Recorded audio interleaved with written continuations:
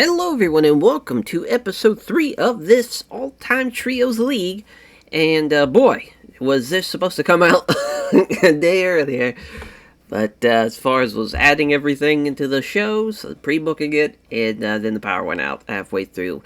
So, had to just redo all that, which was a lot of fun since there's, 16 matches on each show.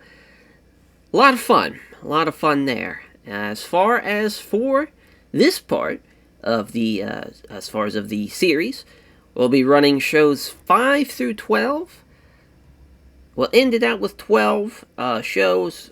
We'll then start off the next episode running down the standings after what's been 12 shows of action for each league. We will at least go through, we won't do like a whole graphic of it, but once we run these first shows here, the week 5 shows, we'll see how the standings are looking like, mainly because we forgot to add 2 matches, one for each league.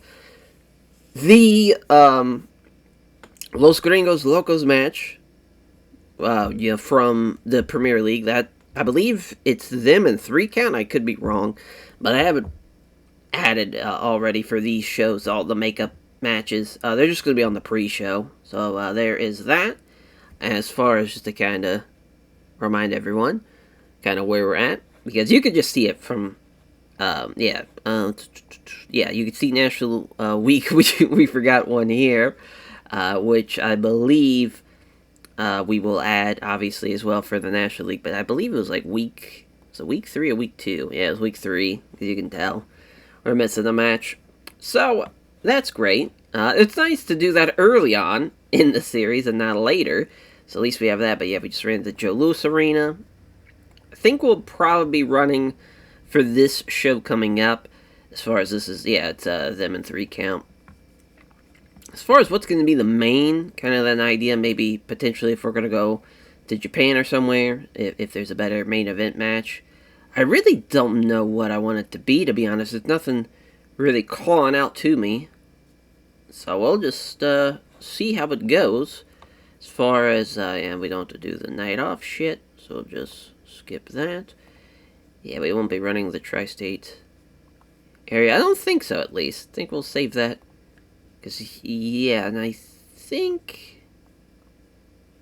we'll go with the Midwest. Since there's nothing really calling out to us.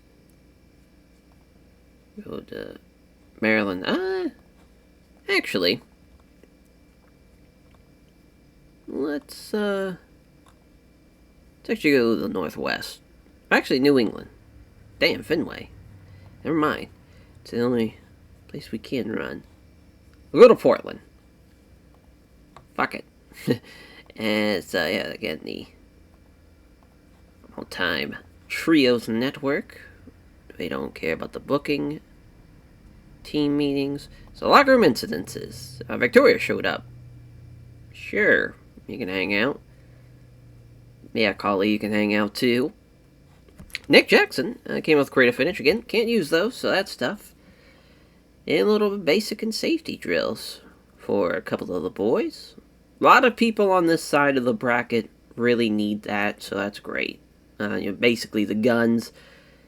Also Jay White and the Jungle Boy, Marco Stunt. Yeah. No, Zack Sabre Jr. threw a punch at Petey Williams, so Petey Williams beat his fucking ass. Way to go, Petey. Way to not take any shit. And Shima about fought a fan.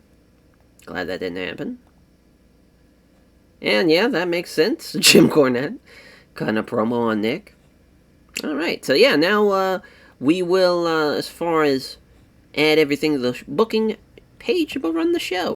Alrighty, so for the, as far as the makeup match with Los Gringos Locos and 3 count, they get the win. Do Los Gringos Locos mainly because of Eddie. But yeah, I mean, they are now 4-0 as far as with that win, so we'll see how they do as far as 3 count, because they are 2-2. So I had 2 on the brain, but yeah, Eddie wins with a frog splash.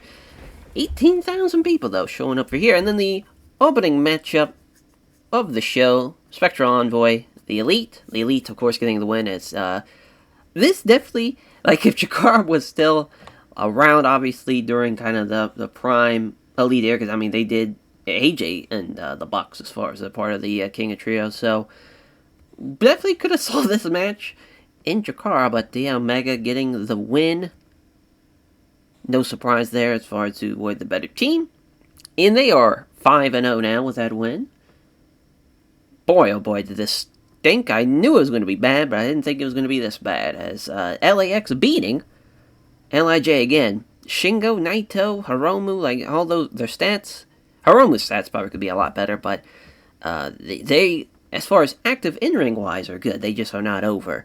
But once they get there, though, watch out for sure. As far as compared to, obviously with the size of the company, you got to be pretty over, at least in the States, for these matches to work, unfortunately. But yeah, Santana gets the win. LAX are going to be now 2-3. Poor LIJ, probably the biggest surprise of the tournament, because they are, if I was booking this again, I would have had Elite win that match, the opening match. Would have probably had LIJ win, to be honest, here as well. Which, I mean, as far as from me booking this would have been completely different as well, as far as how LIJ have done overall. Los Gringos Locos probably would have beat 3 count, though. I don't know if they would be 4-0 right now with how things are going. Undisputed Era, though, beats the Kings of Wrestling, and I'd probably go with this. It'd probably be Larry Sweeney taking this loss, but, yeah, they need a little warming up first, unfortunately, because this was the Technical Masterclass matchup. I had this go probably in the wrong spot, because, again, I thought the LIJ match would be a little bit better, but it's a good match, though, overall, for what we asked them to do. I figured, yeah, Larry Sweeney was going to be the worst guy in the match, with it being a Technical Masterclass matchup, but fun match, though, nonetheless. And, I'd probably agree with that, too. Undisputed Era, they are now 3-2. Kings of Wrestling, that's their first loss. They're 4-1. Blood Generation, beating the Judgment Day. They'll jump up to 3-2. The Judgment Day, 1-4. Not a great run so far. Rhea was off her game. She still did pretty well, though. I mean, Shima, horse guy in the match. Kinda crazy. But yeah, Masato Yoshino and Naruki Doi. Again, their ratings are so good from being in the tag league. But Naruki Doi, again, with the muscular bomb. Interesting shit there. As far as, because obviously 2 completely different teams. You got an intergender, as far as American wrestling, kind of on like a main stage type of trio. And obviously Blood Generation, one of the best, out of these 3, some of the best Dragon Gate performers ever. It'd be an interesting matchup, for sure, because it'd be, like, especially with Damian Priest work with those guys. His big ass in there with, guys like Shima and Doi and Yoshino. Damn, Roderick Strong has a floating bone chip, probably in his elbow. I know that happens probably the most as far as where that floating bone chip is. But Jack Evans gets the win for Gen X. The old corkscrew 630. Fuck yeah. I'd probably have this same finish as well. Probably not over Zack Sabre Jr., but like Jack and Roddy and Austin Aries getting the win there for Gen X. And boy, Jack Evans and Roddy killing it. Love that. Yeah, Jack Evans getting the win for him. Gen X is, unfortunately, they're 2-3 now. They had a tough start. For TMDK, they are 1-5. Not great there. And yeah, the floating bone chips, though, not a great injury to pick up. Luckily, though, they have Alex Shelley waiting in the wing, if need be. Second City Saints, though, beating 3 count. A tough break for 3 count here. This one, weirdly enough, now 3 count are 2-3. Second City Saints, they are 3-2. I'd probably actually have 3 count get this win. I know Punk obviously would have been the best performer. Actually, he wasn't. It was actually Shannon Moore. So that's wild, but he's stealing Colt Cabana in the mid-50s. I don't know, the better team won, or the better team lost, rather. 3 count, they had the better performance. 74, 77 for Death Triangle and the Jurassic Express. Yeah, old Jungle Boy and crew, they are 0-5 now. Death Triangle, they are 5-0 though, and they have been on a run. Obviously, thanks to them being a part of the all-time tag league, and with Pac and he's the worst guy in the match for them. But like Ray Fenix and Pentagon Jr., they are rolling right along with their performances. Doing very good. Team Extreme beating the Bang Bang Gang. And the Bang Bang Gang, no surprise there with them being 0-5. I figured they'd do pretty piss poor in this. But Team Extreme, though, they have jumped up to now 5-0. They haven't lost, which is pretty fun, though. I mean, again, the Hardys, they benefit from being a part of the all-time tag league as well. But their ratings and their stats. But, I mean, Lita still does pretty well. She wasn't involved. Yeah, she got a 58. She did better than everybody in the Bang Bang Gang. But Jeff with the Swanton. Yeah, but it went the same way here. It had the Team Extreme team get the win. Bruised Eye Socket for Pero Aguayo Jr., Los Perros de Mal. Losing to Kaientai DX. So that's actually Kaientai DX's first win. Los Perros de Mal, they will be 1-4 now. Tough break. Especially after that. I mean, as far as Taka did well. Taka with a 64. Yeah, they got the win too. Michinoku Driver over Mr. Aguilar. Of course, they had that WrestleMania 14 match? I think it was WrestleMania 14 where, like, Mr. Aguilar was, like, obviously he was like 18, 19 years old. I think he was the first ever teenager to work of WrestleMania, which is crazy. But yeah, that was light heavyweight title matchup too. That show, but yeah, Hector Garza, Aguilar, Taka doing well. That would be a fun match though, as far as in their prime, all those guys. Team Canada beating Best Friends. Best Friends now 0-5. Tough break there. Probably would have gave them the win, honestly. Trent's ratings are just brutal. He's struggling real bad. We might have to edit his stats at least, because I think that would be pretty fair, because we didn't edit Orange's or Chuck's, but like Trent's, something's going on there. Like, he should not be as bad as he is. I wouldn't say he's... Maybe that is pretty accurate, though, at the same time, though, because he was really off his game, so he probably been around the 50s. So, yeah, maybe not edit that. Yeah, he was just off his game. But Bobby Roode, though, with the Northern Lariat, 22-55, as for Team Canada, they are now 2-4. Ken Best Friends are 0-5. They join the Ophir gang, them and the Bang Bang Gang and Jurassic Express, and LIJ, all 0-5. Tough breaks there. 64, though. Pretty brutal match. That should have been probably way low on the card. As Triple X beating El Sky Team. Again, they benefited hugely from me pulling a bit of a switcheroo and putting Mystico in there instead of Juristico after the injury to make sure they don't forfeit any of their matches. Because this has made just their whole team way, way better. But a nice win, though, for Triple X. I probably would have went the same way there as well. For Triple X, that is their second win. They're 2-3. For El Sky Team, of course, they went 0-2 with Juristico. That was their first loss with Mystico. So now they are 2-3.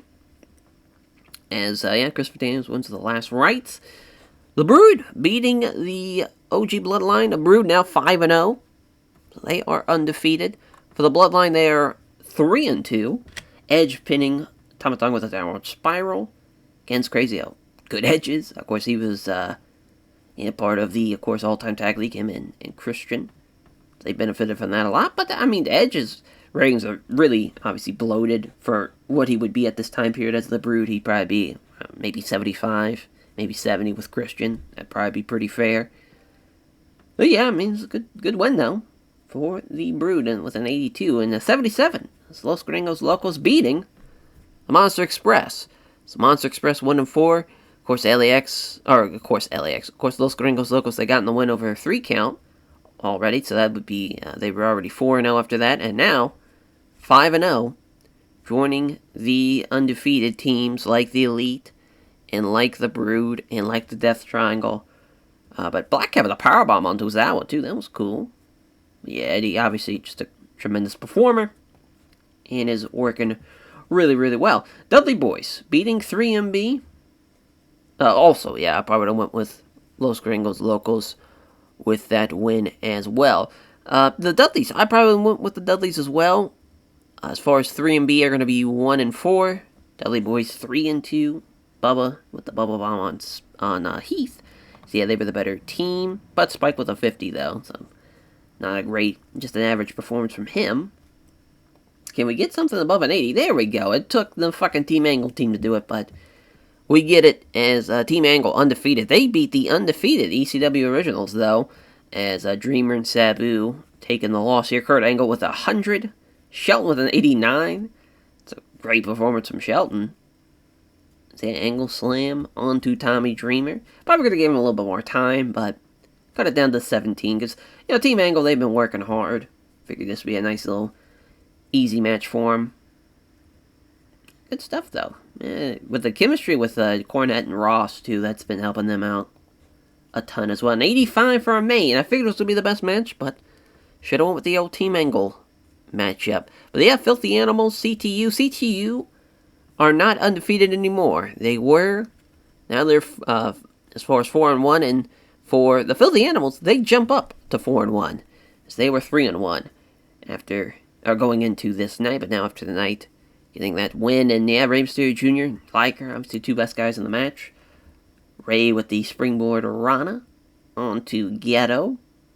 Yeah, it's good stuff from Liger and Rey, but obviously everybody else pretty much, well, Ghetto almost was the 70, so a couple of slightly above average guys. Yeah, I mean, not the biggest of margins as far as it being an 85. Nothing above a 90. We had literally 3 80s. Yeah, oh no, we had the Elite match too, that was an 80. Of course we did. Yeah, I mean, again, it's just mainly putting over Omega. But yeah, Shelton, yeah, I think that was well praised to talk about him. But yeah, we'll put him over. Yeah, we put over Rey earlier. We put over Liger before. Oh, Phoenix, probably. So he got an 89 in there. So yeah, I think that's well deserved. I believe we've put over Eddie. Oh no, I don't see his name on this list. Yeah, we'll put over Eddie. He was great. And Jack Evans, honestly. I mean, Jack Evans was really good in his match. Put those guys over. Yeah, please. Good shit. Yeah, a couple of injuries. Yeah, Roddy's luckily going to be able to work through that. We'll see how he does. Maybe his ratings won't dip too much with that floating bone chips, but him being out, dealing with those for about, 2 months, 2.5 months, really. Or no, just, a month and a half, as far as that. Maybe a little bit more than a month and a half, but Pedro Aguay at least is only going to be dealing with that for 2 weeks, so that's not going to be too bad. Okay, we're making money hand over fist, not like it matters. As, they need to sort this out. Yeah, but act more professional. Yeah. We still improve. For sure. Yeah, we're gonna keep Bobby Roode.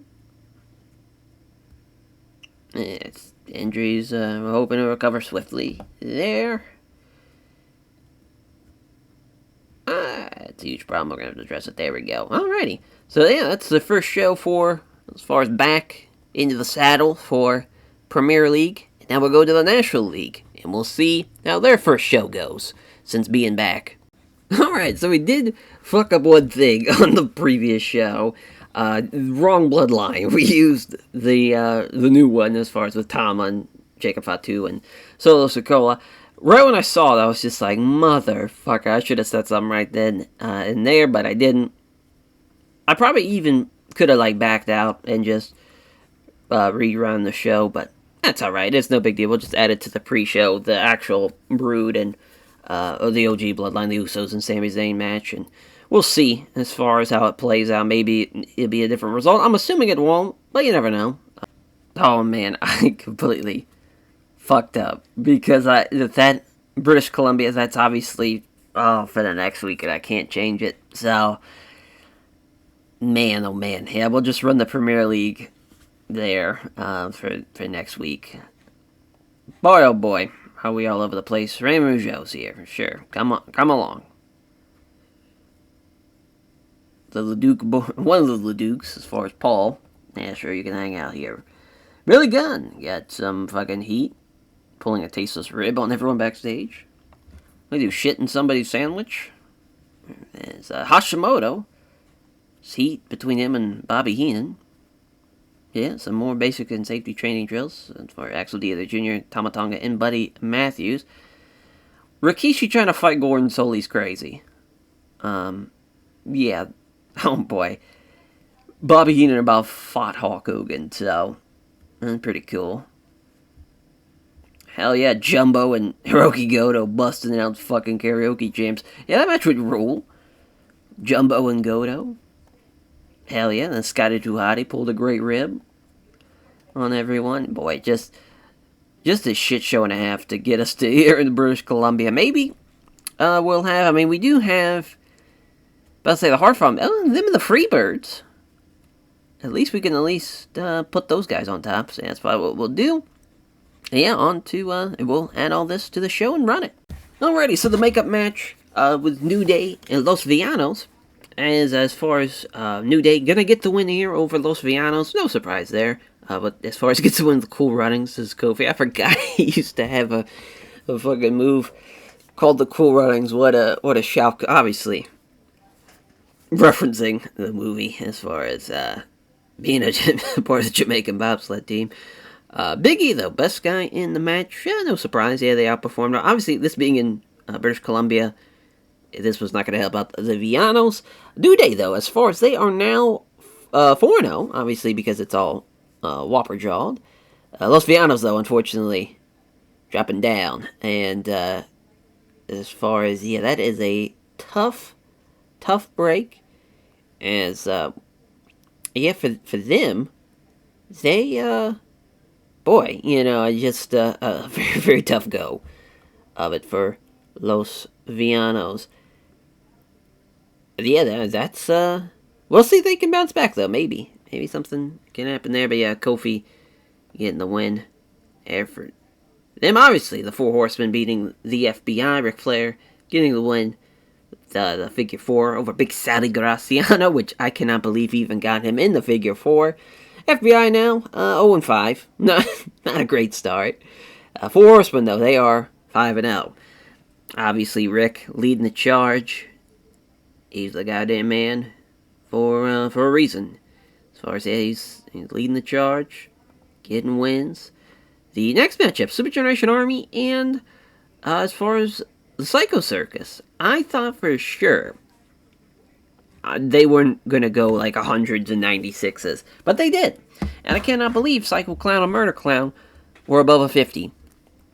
Shocking. And obviously, the Super Generation Army have probably been the team of this, and they're now 5-0, just rolling right along. Emerald Flosion onto Murder Clown, murdered a clown, did Masawa there. The Radicals, though, beating Los Villanos, so a quick turnaround for the Villano team. And, yeah, they lose here as well. So another loss for them, which will now lead to 0-5. Brutal. Absolutely brutal. But, yeah, Benoit gets the win. Unfortunate for the Villanos. As far as the Radicals, they are now 4-1.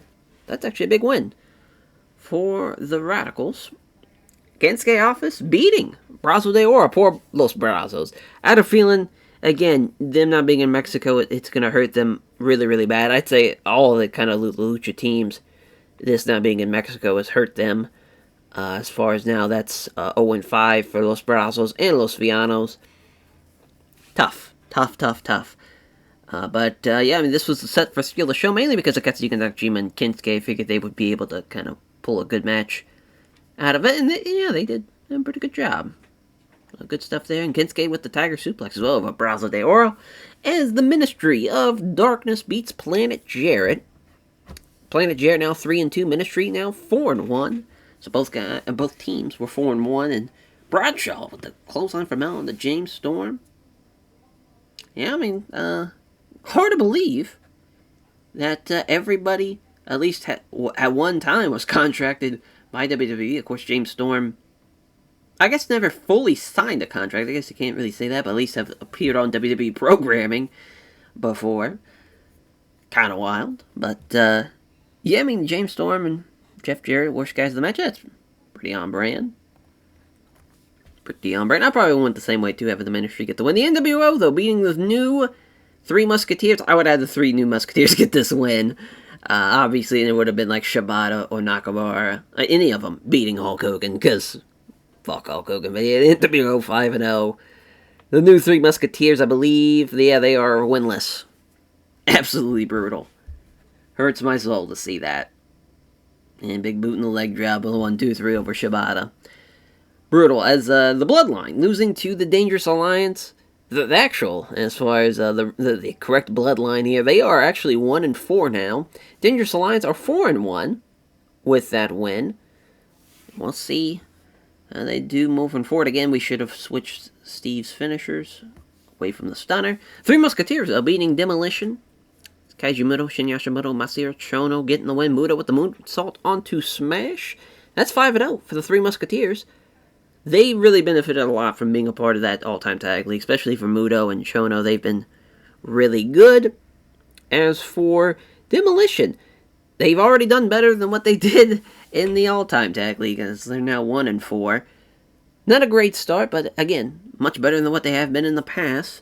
The Von Erichs beating DX. Von Erichs are jumping up to what will be 3-2. So they are now above 500. DX, though, they are 2-3. They dropped below 500. So both teams were at that 500 mark. And David and X-Pac, best guys of the match. I definitely would have thought at least... well, no, that's pretty accurate, actually. I maybe would have thought Kerry would have been maybe the better of the three. But no, that's pretty accurate. Billy Gunn being the worst of the three on the DX side is weird. But yeah, now we actually have Fritz now managing the boys now, which we didn't have in the beginning. But yeah, Kerry gets one Dead Iron Claw as well. So 82 for Evolution and Chaos. Fucking Chaos is 0-5 as well. Breaks my heart. Evolution, though, 4-1. Hunter with the pedigree over Goto. Pour one out for the boy. Yeah, Okada, 69. Did better than at least Batista. But Orton and Triple H, though, outperforming him. Brutal. Hurts my soul. Hurts it, hurts it, hurts. As House of Black and the New Day, as far as already the New Day, 5-0. Unreal. They've been on a run. They've been doing really well for themselves. House of Black, though, 2-3. And Buddy, Malachi Black, Brody King. All relatively the same, just Buddy's a little bit worse than the other two. But yeah, that New Day team has gotten some big wins. Another win for Kofi as well, with that Cool Runnings.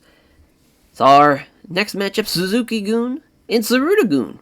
As Tsuruta-gun gets the win, which they are... I know Suzuki-gun's winless, which is crazy as well, but Tsuruta-gun's actually 1-3 as well, so they haven't done so hot to start it off. I know they've already had the Super Generation Army match, but yeah, they're 2-3. Tsuruta-gun jumping up there. Obviously, Suzuki-gun, though, 0-5. Extremely tough. Extremely tough. But Taue, though, with an 88, and Jumbo with an 81, and those guys are still a losing team, rather. Unreal. Unreal.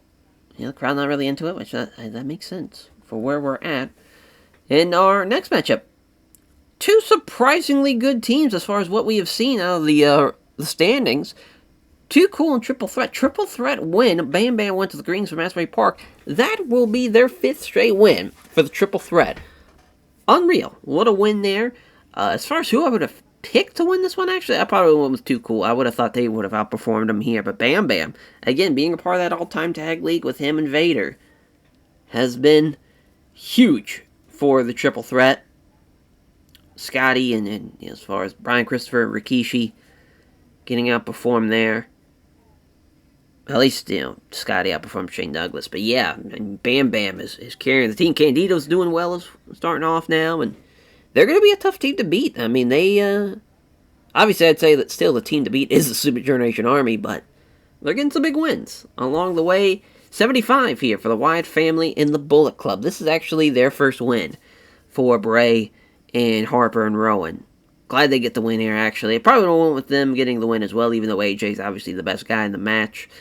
Felt like the Wyatts needed this win a little bit more. Still haven't had anything above an 80, and we're close to the main event here. As I believe this is the co-main, the Shield and Ring Kampf. It's the Shield, 4-1. Ring Kampf, 2-3. I would have went with this as well. Rollins and Volter, best guys in the match. Kind of crazy. It was a 77. Probably should have been a little... Well, Axel Dieter Jr. kind of brought it down a little bit, but... Overall, it was a decent little match. Damn, an 83 for the Hart Foundation and the Freebirds. Owen with the sharpshooter over Michael Hayes. Yeah, Owen and Brett and Davey doing well here in Canada. Gordy, though, actually, has a good performance. Of course, he was a part of the all-time tag league being with Doc. As far as for the Hart Foundation, they are 4-1 now. Freebirds, though, 1-4. Tough break. Tough break. I would have the Hard Foundation win this one as well. I think it's really no surprise there. But kind of crazy. Kind of crazy that there was nothing above an 85. Best thing on the card was this Ministry of Darkness Planet Jarrett match. And the Super Generation Army Psycho Circus match, which was... Yeah, I mean, some of our best matches were like the first 5 matches on the card. Besides that Kinsuke Office Los Brazos match. Definitely thought that was going to be better too, and that was not. A bit of a swing of the miss from the National League. Might have been because we were in as far as Vancouver. I don't think we'll bring it back to Vancouver. We might move it to Calgary. We might keep it in Canada, at least for the Premier League. I feel like that's pretty fair to do. But as far as who to put over, man, a lot of people feel like they need that boost, but also at the same time, it's hard not to put over. We'll actually go Kawada, because I don't see him on this list. Out of, him and Kobashi and Misawa, I feel like he at least could use some praise. We'll go with Flair. Oh, no, it was... Yeah, we'll maybe skip over Flair, but... did we go Stunning Steve yet? Don't see him there. Just kind of thinking of people we haven't at least hyped up a little bit. Kaiji Muto and Masahiro Chono could use it. We'll go with Chono. Again, he's been tremendous for his team. Trying to think that's... Oh, yeah, we'll go Bam Bam. Yeah, Bam Bam since Triple Threat's undefeated. There we go. Yeah, because I don't see his name on there. Perfect. Perfect, yeah. Lee's there, of course. Megan Bank there. See how the scrum is. I don't think there's anything going on. Yeah, sure, there's a one-off there for Brad. Oh, I forgot me and Chad Patton have heat. Yeah, I'm trying to keep it professional. Yeah, listen. Fuck out of here, brother. Average age of the big stars at 36. I support Bret Hart in that endeavor. Yeah, I'm sure that was great for the old locker room. Yeah, pretty much split 50-50 there. Ooh. I'm not going to say I support Chris Benoit, or I'm not going to say I support Hulk Hogan. We're just going to have to sit them down and let them hash it out. Yeah, Backfired even made worse. Support Dean Malenko in that endeavor.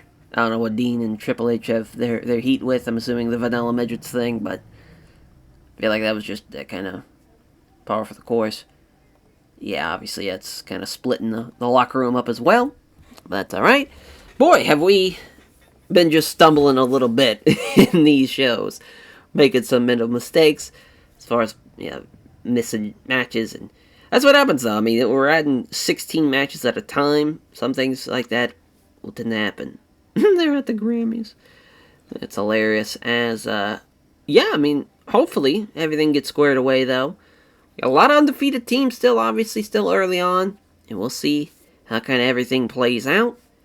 As far as, overall, we have, the Premier League has 5? Oh, there's 6. Yeah, they have 6 undefeated teams right now. Team Extreme, Los Gringos Locos, the Elite, the Brood, the Death Triangle, and Team Angle. So that's leading the charge there. For the National League side, 3 Musketeers, of course, the OGs. They have 5 wins. 4 Horsemen with 5 wins. NWO now with 5 wins as well. Super Generation Army with 5 wins. Same thing for the Triple Threat. So there's only 5, so 5 to 6. So there's more undefeated teams on the Premier League side. But those 11 teams are definitely leading the pack. Of course, to remind everyone, the top 16 teams make it to the playoffs. And then it's a 16-man tournament at for the playoffs, as far as you win in advance type of thing. As I believe that's what we did last time. I already forgot what we did last time. I'm pretty sure that's what we did. But yeah, that's a I wonder if, does it have the history of the tournament? No, that's not. Because, yeah, that's probably what we will do, have the 16 teams battling out. That's probably what we'll do. Because I believe that's what we did last time. I don't think we did a round robin. We might have, though. Might have been crazy enough to do that, but yeah, as far as now on to the next set of shows, on to week 6 we go. Alrighty, so as far as I want to go ahead and make this 5 hours because I know it's probably going to be a bit of a long show.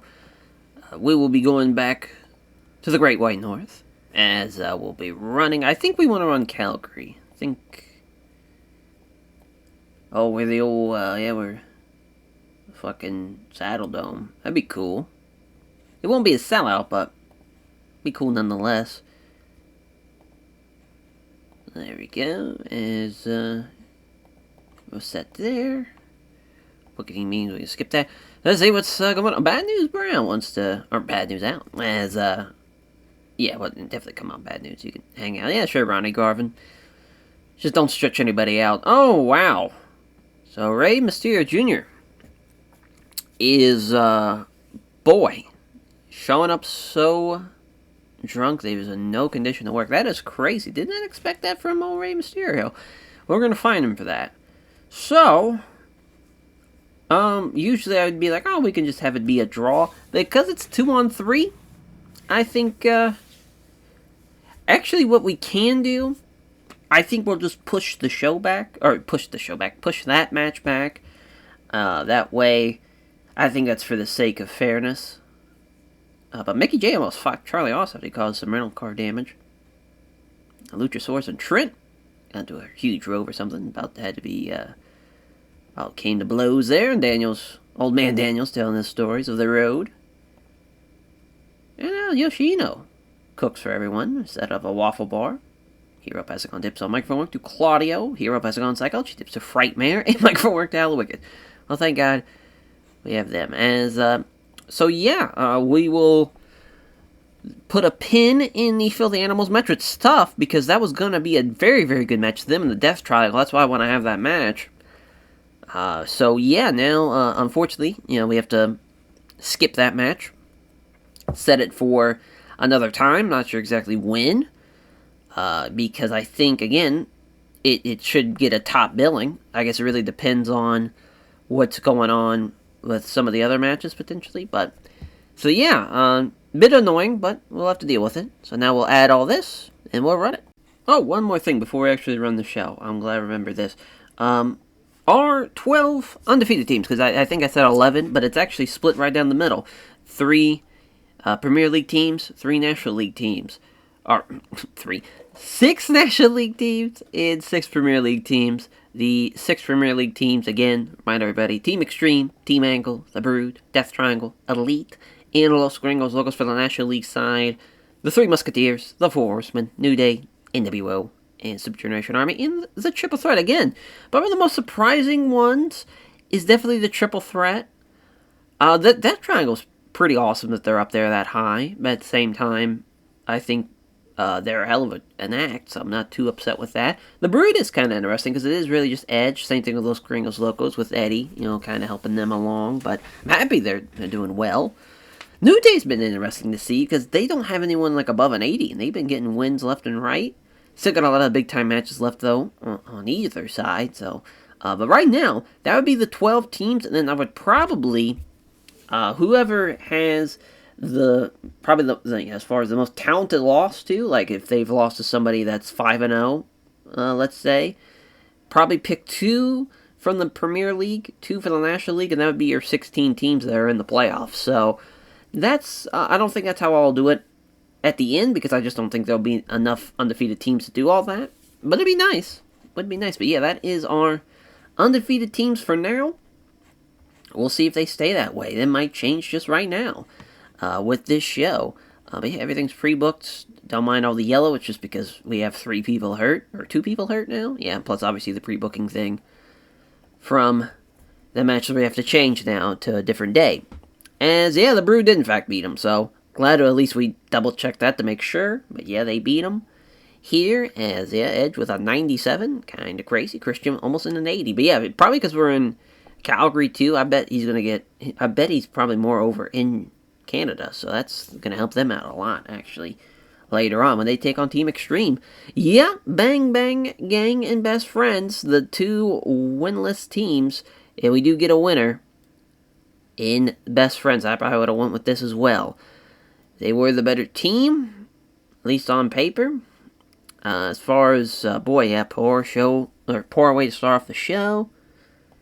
Yeah, cooled the crowd a little, which is fine because we have a technical masterclass coming up, which this match is also bad as far as off of popularity. Team DK and Kai Tai DX, which Kai and Tai DX get a win. I definitely would have Team DK win this matchup, especially because both teams are 1-4. They were 1-4. Now, obviously, Team DK's 1-5, and Kai and Tai DX though now 2-4. Shocking. Absolutely shocking. But, I mean, Taka and Zack Sabre Jr. kind of leading the charge for their teams. Would have probably won Team DK there. Team Angle beating LIJ, and they jump up now to 6-0, and poor LIJ dropped to 0-6. Brutal. Absolutely brutal. Still, as far as that crowd dying here, they still are not really into it, even though Kurt and Shelton had some great performances there.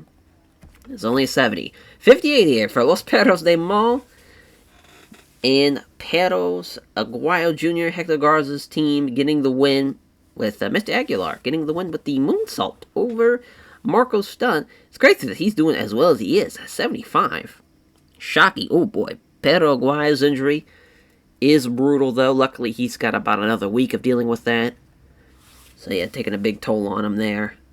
We set this for Steal the Show. Probably shouldn't have now that Perro has his injury, but I figured Mr. Aguilar and Hector Garza would be able to put in some good performances. And Marco Stunt, again, it's so funny, he's the best of the three in this. It's 3 count. Losing to the Judgment Day. That's actually kind of shocking. Judgment Day, that's their second win. I don't hate it, though. I think Judgment Day getting the win here makes sense. 3 count will now be 2-4. So that, both teams now are going to be 2-4. Judgment Day, though, getting the win with Rhea Ripley. Getting the win with Soul Food, not even with the Riptide. That's kind of wild. We'll have to look at her finishers. I bet nothing has been changed there. But yeah, Damian Priest, though, at least best guy in the match for his side. Yeah, 3 count. They were the better team, at least on paper. Don't get the win, though. CTU beating Frightmare, Hello Wicked, and Ultramantis Black Horse, the Spectral Envoy. It's crazy they still have at least gotten the win, but yeah, obviously, they're not going to outperform Liger, Ghetto, and Jado. And Ultramantis Black was also off his game, so just not a great day for the old Spectral Envoy. But Liger, though, wins with the Brainbuster, too. That's awesome. Yeah, we set this for Steal the Show mainly because of Liger and Ghetto, and it'd be a nice little, quick little match. Get them in and out. And CTU now, 5-1. Undisputed Era beating El Sky Team. Mystico losing again here. So Sky Team are dropping down. Again, they were at one time 500, and now they are 2-4.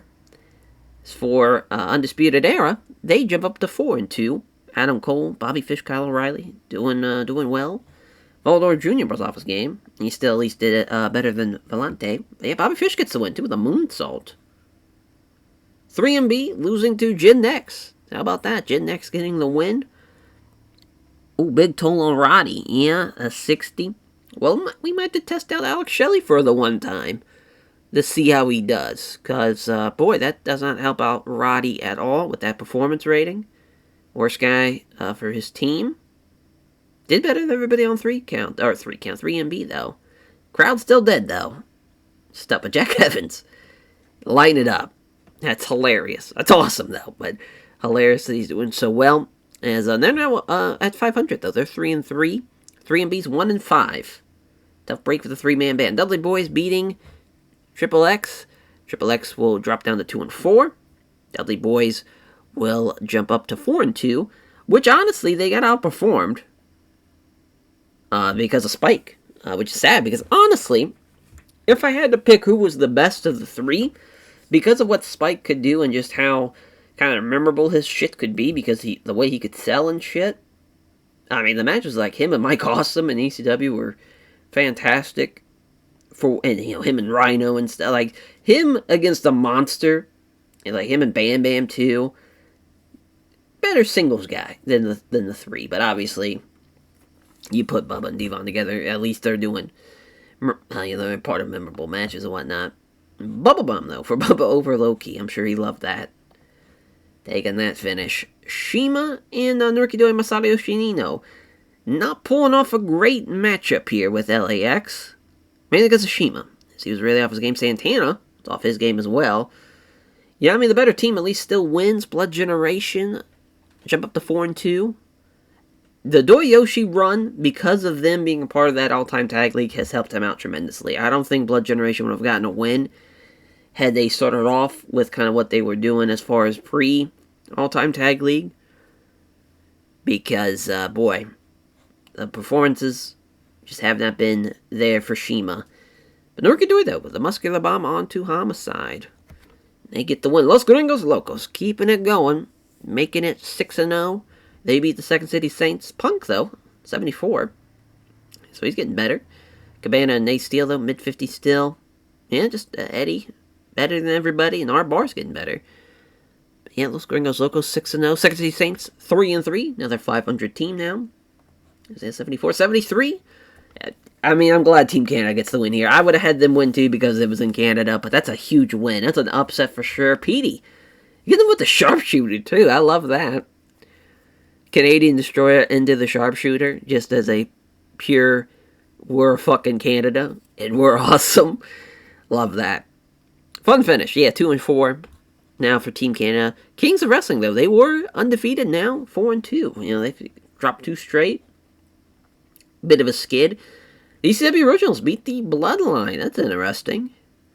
Honestly, thought the Bloodline would have won, but especially with how I figured Sammy would have done a little bit better being in Canada. But yeah, Van Dam again, RVD, because he was part of that tag league with him and Sabu. It's helped him out a lot. As far as for him and the ECW Originals, of course they dropped their last match, but they win here. They're 5-1 after tonight. For the Bloodline, 2-4. Not great. Not great. 73 for the Elite and the Monster Express. This match would rule, especially in modern day wrestling today. Would be pretty awesome. Even if it was like 2013, 2014, this match would have ruled. Yeah, I would have loved to have seen this. This would have been great. This would have been fun in PWG around that time. This would have been fun in Dragon Gate around that time. This match would have ruled. And, yeah, the Elite getting the win. No surprise as far as they've been really good. Probably the best Premier League team. They jump up to 6-0. Again, still undefeated. And the 73, though. Thought that'd be a little bit better. And our main event was really hoping this would deliver in a big, big way. But it doesn't. As the Brood make it at 6-0. They beat the undefeated Team Extreme. The 2 undefeated teams colliding there. The Brood get the win. It's tough. I mean, as far as I thought Team Extreme were better. But Edge pins Matt with a downward spiral. And, yeah, just a tough break. Tough break there. They were a couple points better. Well, actually, I don't know, though. Now I'm thinking about it. Because, yeah, I mean, Edge is... he's at least 7 points better than Jeff. Yeah, actually, they were the better team. Slightly, because Lita was off her game. She wasn't off her game. Maybe a different story. But, yeah, nothing above an 80 for our main, and really nothing above an 80 the entire show. Bit of a dud. I'm kind of glad we're getting out of Canada. Maybe that'll help the guys out a little bit. Yeah, week 6 for the Premier League in the books. Still undefeated teams, though. Still in the Elite. Los Gringos Locos, now the Brood and Team Angle. They are still undefeated. Team Extreme, though, not so much. So they drop down. As, who to put over again? Yeah, we're trying to go around the horn. We'll go Jeff and... yeah, well, let's see, Jeff. We'll go, Petey. Petey for the win. Trying to think. Who? Oh, yeah, Punk. Punk's doing well for his team. He's kind of leading them and doing a good job. Of course, the Filthy Animals, they didn't work tonight. With them in the Death Triangle, they get the day off, but they'll have to now work probably twice Down the line, maybe even save it for the All-Star Showdown match. But I don't know. There might be, might be involved in that show. So kind of don't want to book anything that far down the line.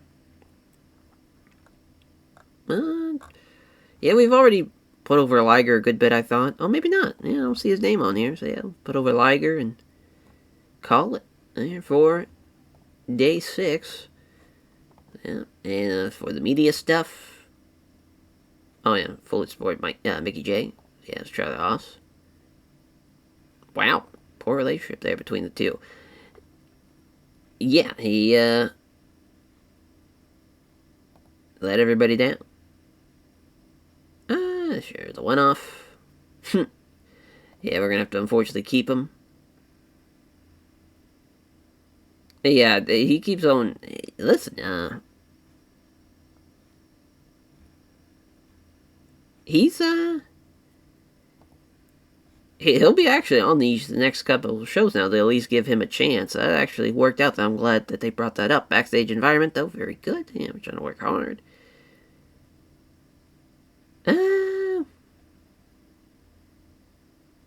As long as we remain professional. Yeah, went down well with the locker room. Alrighty. Good shit. So back to the National League, and I'm sure we'll go back to the United States. We might go somewhere else, though, depending on what's the kind of the main event or anything. Like if it's Three Musketeers and the new age Three Musketeers, that's definitely going to be in Japan. For sure, I want that to be in Tokyo. Just kind of depends on how it all plays out. But yeah, onto the National League we go. Alright, so actually, what we're going to do for that Death Triangle Filthy Animals matchup, we're going to put it on this show. I think that's a good little kind of compromise. Hopefully, nobody shows up fucked up, though. But that's basically what we'll do. If somebody is not able to perform on that show, we'll put it on the other brand show. Oh yeah, I forgot to look at the fucking show to see what, if there's somewhere we needed to specifically go to. We'll, about to say, because we were just in Calgary, so it needs to be somewhere that makes sense, at least.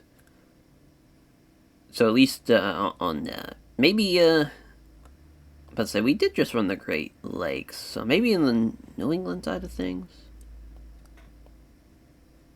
Yeah, we can go to Boston, the OTD Garden. Yeah. The old Boston Garden, always like that venue anyways. There we go. So yeah, obviously the booking team meeting not needed. Adrian Donis. Yeah, unfortunately, there's a spot for you, bud. Nope. Maybe next time. Alright, everybody wants to work. Jesus. Yeah, there we go. Tanahashi has a creative finish. Too bad we can't use it. Terry Gordy. We can actually use that to enhance his character if he needs it. Jumbo Tsuruta, though, entertained the locker room by organizing a poker tournament. Way to go. And Tauei's... it's so weird. Now, that's backwards. Yeah, Dean Malenko, though, passing on... Oh, I did not know he trained Tony Mamaluke. Huh. Well, that's cool. Yeah, Dean passing on psychology tips to him, though. Bray Wyatt and Scotty Duarte about 5. Batista and Kofi got, they were arguing backstage. That's probably not the guy to fuck with if you're Kofi Kingston. And again, pre-show trainings, drills for the basic and safety. Kevin Nash almost fought Zombie Clown. Well, this time at least Kevin Nash is probably in the right there. It's so funny that Zombie Clown and Kevin Nash are riding together, not the NWO. And Taue wants to put over Solo Sikoa. That is crazy. And then passing on tips to Psycho Clown. Razzle Day Aura. Alrighty.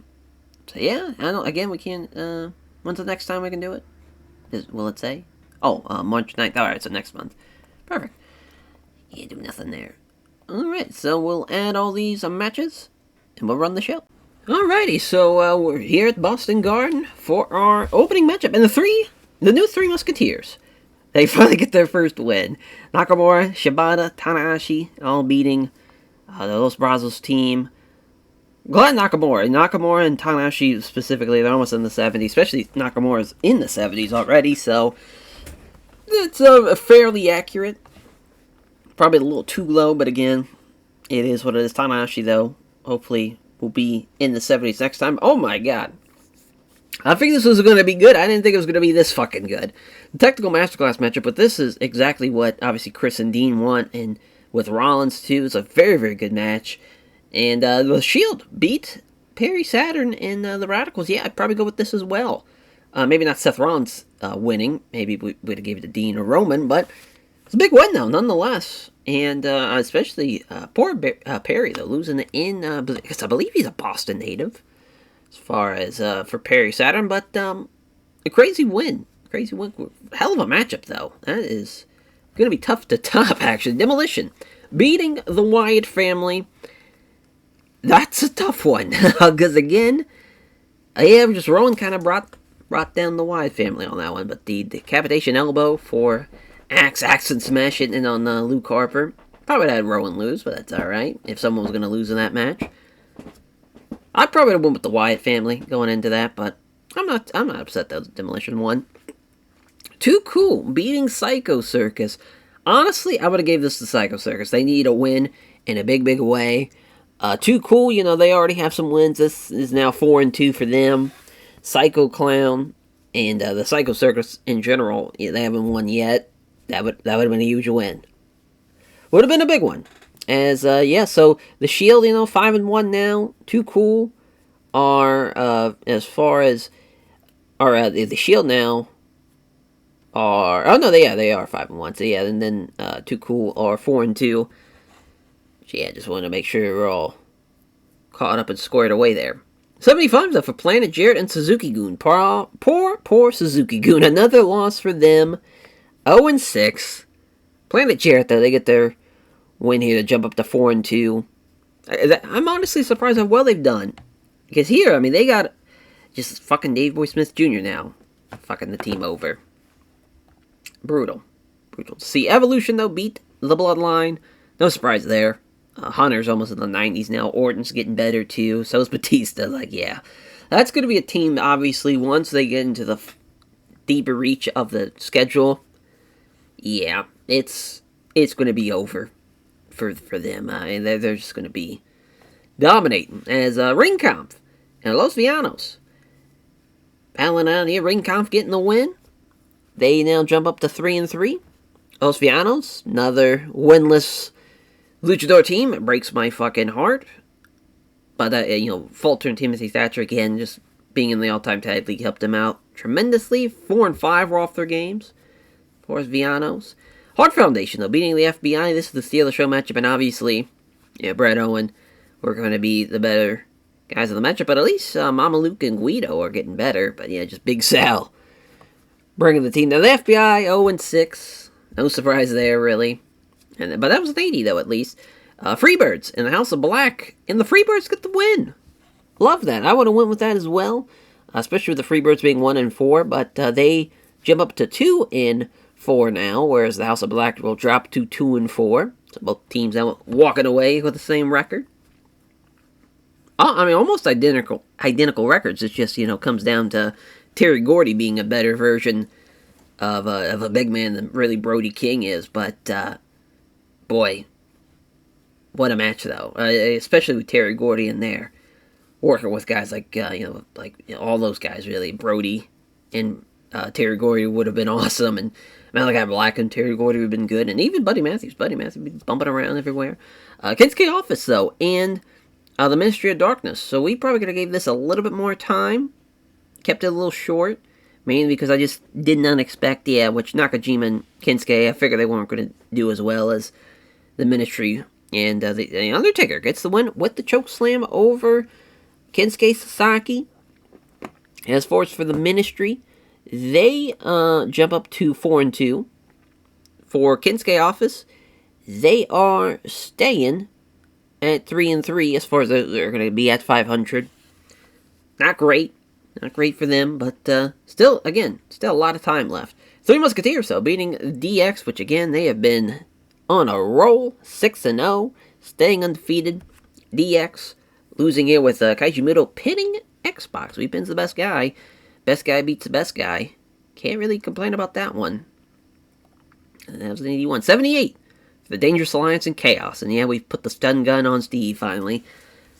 A little too short, maybe, again, for a match that has stunning Steve Austin. You got Rick Rude and Bobby Eaton and Okada as well, and some talented guys. But the Dangerous Alliance, 5-1. Chaos, 0-6. Brutal. Brutal to see. The Four Horsemen beating Suruga. I had a feeling that might happen, but I was kind of hoping Suruga would win. The Four Horsemen undefeated so far, again 6-0. Ric Flair just carrying the flag there. Arn Anderson, though. Like, Ric Flair and Jumbo, obviously, they had their matches as well in real life that were quite good. But Arn Anderson and Kira Telway and Arn Anderson and Jumbo Tsuruta would have fucking ruled. Yeah, Fuchi did bring the match down for his side, so not too upset with him losing there. No Schoolboy roll-up as well. Death Triangle and Filthy Animals, the Premier League matchup, which I'm glad we were able to have it at least on a show in it. So far, is the second best thing on the card. As far as Phoenix getting the win over Conan, too. So it's kind of funny. Obviously, Conan really helped Ray Phoenix and Dragon Jr. as far as getting into the States with Lucha Underground and helping him, get booked in AAA. But, yeah, wild to think Rey Mysterio Jr. was as bad as he was. I know he was very, very much dealing with some backstage incidences as far as personal issues, showing up extremely intoxicated, but figured he'd at least bring it here tonight, but no, unfortunately does not. Bullet Club, the Von Erichs, fun match here. Bullet Club get the win, which the right call. As far as I think they needed this win a little bit more than the Von Erichs. Bullet Club now are 3-3, where the Von Erichs dropped down to 3-3. So I just feel like that's for the best for everybody. AJ, best guy in the match. Then Carl and David were the same. Yeah, just the right team won. David was off his game, though, still. But still, good stuff. A lot of green, though, for that match. Styles Clash, too. That's a hell of a finish for somebody like the Von Erichs. I'm sure they would not like taking that. But our main event, or actually, it's not even our main event. It's our co-main event. But two undefeated teams battling out here. And that's also the main event, is two undefeated teams battling out. This triple threat, Super Generation Army. That army is hard to beat. Misawa Kobashi and Toshiaki Kawada. Lord have mercy, have they just been on a tear. And Kawada pins Candido with the Brainbuster DDT. Yeah. Hard team to beat there. Holy fuck, did that not work out? Hogan's got a concussion. So that is going to fuck up the NWO extremely tough. But it couldn't happen to a better fucking guy. And they win, too. Hogan wins as well. I did not want... If they were going to win, I was hoping to be Scott or Kevin getting the win. Brutal to see. Brutal to see. So the NWO, undefeated, but probably not for long. Because now, it's either we replace somebody, we figure out who teamed with Nash and Hall while the NWO was still a thing, and it's not... It can't be 6. So that's tough. That's going to be interesting. There might not be anyone to pick. I'm trying to think. Because Luger wasn't in the Black and White. He's obviously in the Wolfpack. So yeah, boy, I don't know who it's going to be. That's going to be tough. That's going to be tough to find out. Because obviously Hogan's going to be out for at least maybe not too long, but it's gonna be interesting. Man, the wrong thing went on last, that is for sure. Should have kept my fate with the Super Generation Army.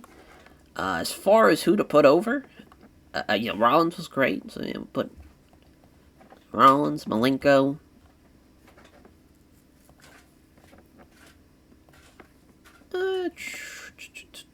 Trying to think. Oh, we already put over Dean before. So, we'll, jump to somebody else. Let's give some love for Okada, because he's been fucking carrying the flag for Chaos. It's been pretty brutal. Yeah, well, I think, didn't we already put over Flair? Oh, no, we haven't. Oh, no, yeah, we did back in January. That's what I thought. Well, Nakamura. Since he's doing well now. Just trying to help out the New Age. Three Musketeers, and all the kind of the Japan groups, and really all the groups that are just not really doing so hot, to help them out a little bit morale-wise. Maybe they'll give them a little boost. Because they need it. They need something, at least. Yeah, we'll put over Jumbo. Because Jumbo's been great. So he's the man. Yeah, we already put over Terry Gordy, too, so we can't. Or we can do it, but we won't do it now. Please. Awesome.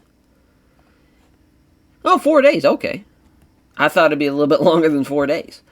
That's wild. He definitely should be off for at least a week, but... Alright.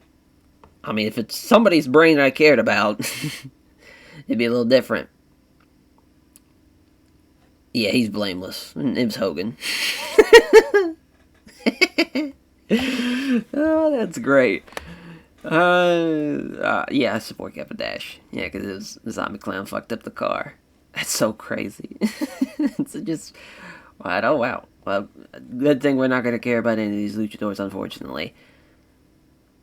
Yeah, he's got to address it, man. Ray, you're kind of being an asshole. Hey. Good shit. He's going to work harder. Listen. As long as they remain professional between those two. Support Shane Douglas. Yeah, that's from the Click. It's funny, Dominic DeNucci, obviously, trained Douglas. Again, splitting the locker room a little bit in half. With that one. Hopefully, everything goes well. Now, I don't know why me and Kawada have heat. We're going to sit down and work this out. Yeah. Sorry, Kawada. Sorry we got heat, brother. Assuming he hurt somebody during the all-time tag league. But, yeah, I mean, again, just crazy how, the NWO got saved again. Could have been interesting to see, as far as taking him off at least that week, letting him forfeit the match with an injured Hogan. But, again, we can always look and see who else they could team with, at least have another person in NWO in case an alternate is needed. But I'd imagine cage match would be like, it'd be damn near nobody that's not Pac. Again, 6 makes sense, but I don't know who else it'd be if it's not 6. Be fucking Buff Bagwell or somebody. Or if it's Scott Norton, fuck yeah. Trying to think who else. NWO around that time. Bryan Adams, hope not. Could be Savage. Could be Savage. Unfortunately, though, we kind of fucked up when we sent Savage on a vacation because he wasn't like a good enough agent. So that might have fucked us there. That'd be tough. But yeah, on to the next week of shows here. On to week 7. Alrighty, here for week 7 here, the Premier League. And I actually think we're going to run Mexico. I want to just kind of see what would happen. We're over enough. Can we run Arena Mexico too? Perfect. A fucking Cathedral Lucha Libre. Yeah, of course we gotta run Arena Mexico. So why the fuck not? Because we have some fun matches for this night. As a locker room incident. Oh, yeah, Parker, you could show up, buddy. Parodante Sasha. And Jay White almost fought somebody backstage. Just great. Or before the show.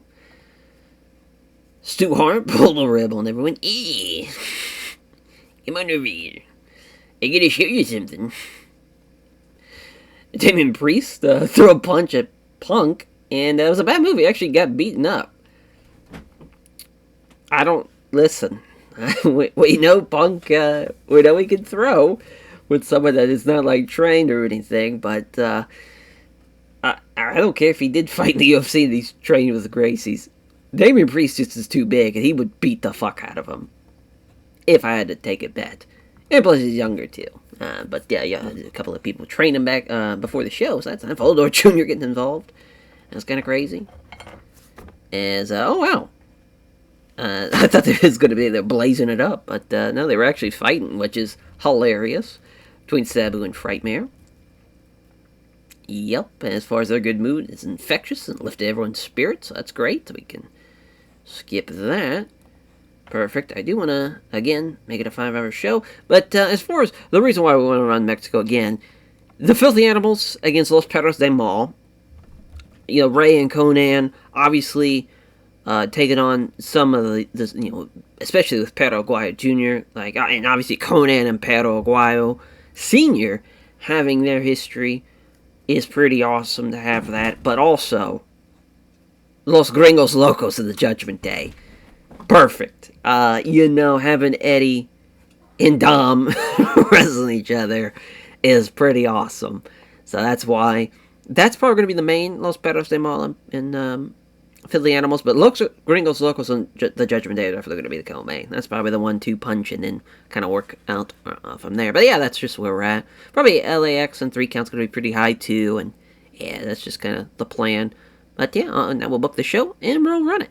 Alrighty, we kick off here in Arena, Mexico with the Brood and the Best Friends battling it out as the Unprettier from Christian. Finally, he gets a win. Wow, Edge. I don't know. It was a technical masterclass match, but I figured he wouldn't be like 20 points worse than that. Yeah, Trent off his game, which actually wasn't that bad considering, Gangrel, not great in the technical masterclass setting. Yeah, just really couldn't find a good match for that match type, so just kind of threw that one out there. Boy, knew this was going to be bad, didn't think it was going to be this bad. And the Jurassic Express get their first win. Honestly, I'm cool with that because of where they're at, where they're in Arena Mexico, because Luchasaurus would definitely, I'd imagine in Arena Mexico he'd be pretty fucking over, but maybe not. Maybe they'd think of him as a sham.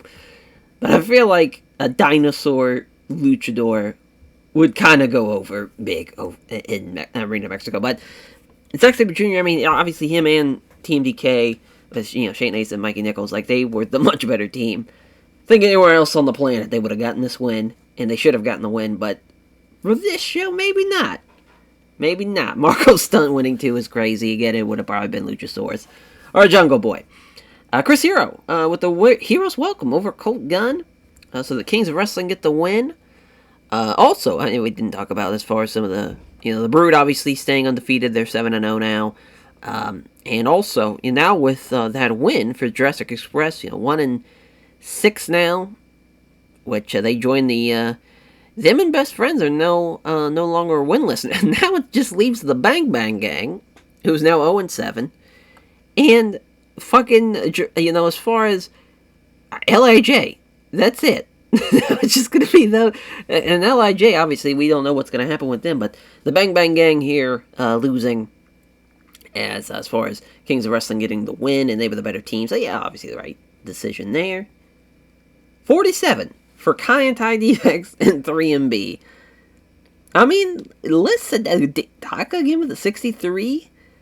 They were the better team. So, I mean, can't be too upset. Probably should have been a little lower on the card, but oh my god, he picked up Drew McIntyre for a Michinoku driver. Now that probably wouldn't have happened. That probably would have been Jinder Mahal, or maybe Jinder's probably even too big. Heath Slater even's kind of a big dude compared to like Taka.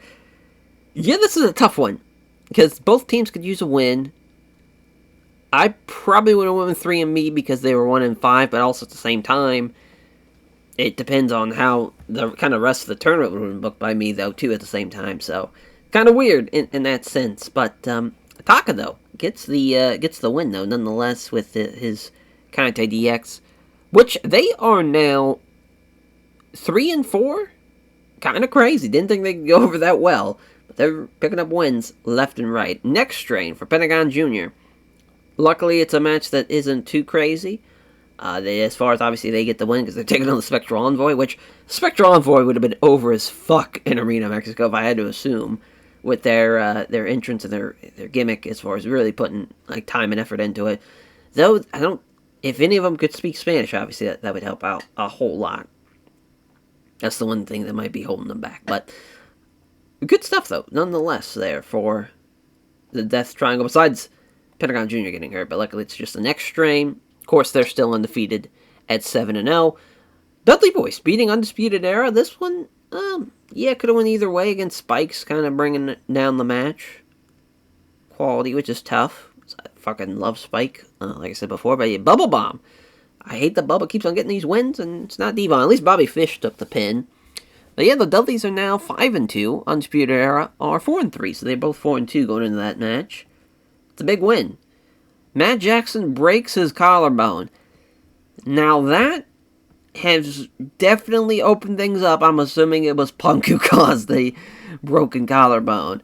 Obviously when Punk Ace Steel and the Elite are in the same area, bad things tend to happens here, and that has really, really changed things, because as far as for the Elite, it depends on who we try. I mean, because we technically could put Hangman in there, if you want to go with that era of the Elite, or even could go with Cody, if you want to go with that era as well, or even Ibushi, if you want to go with the Golden Elite. Could go in a lot of different directions as far as that regard, but obviously Nick with the broken collarbone, very, very tough. Omega does get the win for his team, but at what cost? With that broken collarbone. Thigh muscle strain for Jimmy Uso here. I mean, the guys in the Premier League are getting banged the fuck up. Team Extreme will bounce back after losing to the Brood. Get the win here. They're going to be 6-1 over the OG Bloodline, who are now 2-5. Obviously, like the Hardys and the Usos, that's a fun match to make. Boy, Lita not over, which is kind of crazy, because obviously that's, she got her start. Train down there, and wild. Yeah, obviously Jeff being the best guy, that's not surprising, especially in Arena Mexico. I feel like Jeff kind of, no matter where he would go, he would probably get a huge ovation. Japan, though, maybe not after what happened with him and Naito in the fucking Tokyo Dome, but I'll prime Jeff Hardy, though. I feel like they would still fuck with him. CTU, though, as far as beating Monsters Express, the Monster Express, Jushin Liger getting the win over Tozawa with the Brainbuster. Tough break again. Ricochet, obviously, in Mexico. Yeah, it'd be pretty fucking over. Especially pulls out a double fucking moonsault, like they would shit their pants. Now Monster Express are 1-6, which is crazy. But CTU, 6-1. They are rolling right along, mainly because of Liger and his performances, but leading the pack for sure. ECW Originals, another, just crazy how well they've done. They're 6-1. Poor LIJ, 0-7 now, which is just disgusting. Brutal. Absolute brutal. It's them in the Bang Bang Gang as the worst teams in the Premier League. God damn it. We gotta look at our own stuff, because now it's just pissing me off that they just keep on losing. Crazy.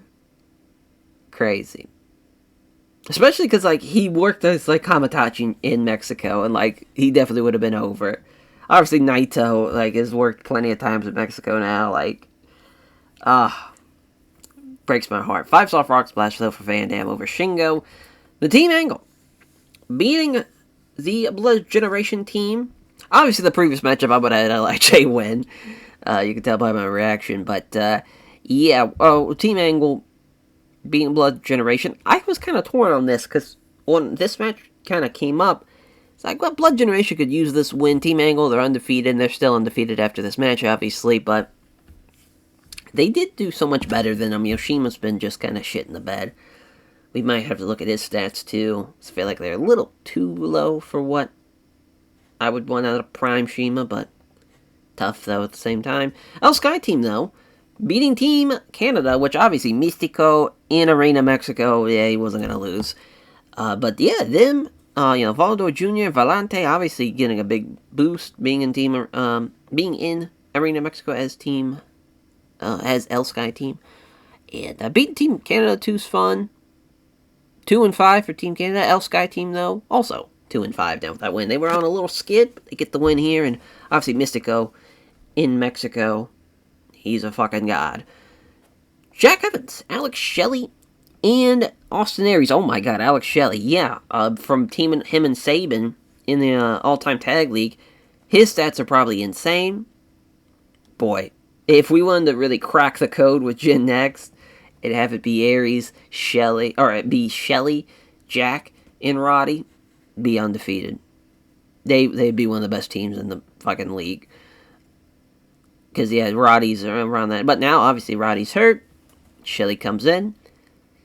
Not the worst thing to happen for him, but I'm sure once Roddy's back to 100%, I will be a nice guy and replace Shelley with Roddy. Might even just replace Roddy with Aries, though, just to kind of... Because at that point, it will be still a little over halfway point of the schedule will still be left. So we can go with that just to kind of see what would it look like and it not be a major factor in it for how well they've been doing. Especially with Jack Evans. I mean, they get the win here. Chinneck's now 4-3, which they're not even doing all that well because they've fought some tough teams already, but good stuff, though. Good stuff from Jack. Minor food poisoning, yeah.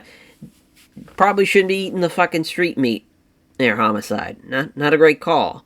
Especially on show day, but Santana and Ortiz and Homicide do in fact get the win. They beat 3 count. Even though they got severely, well maybe not severely, but they did definitely get outperformed, especially with Homicide. Big toll there with the food poisoning, and yeah. He probably would have just been sitting on the apron puking his fucking guts out throughout the matchup. But LAX though, 3-4. So almost at 500. 3 count though, 2-5. Not a great run for them. And 76 for our co-main, Los Gringos Locos and the Judgment Day. Very fun.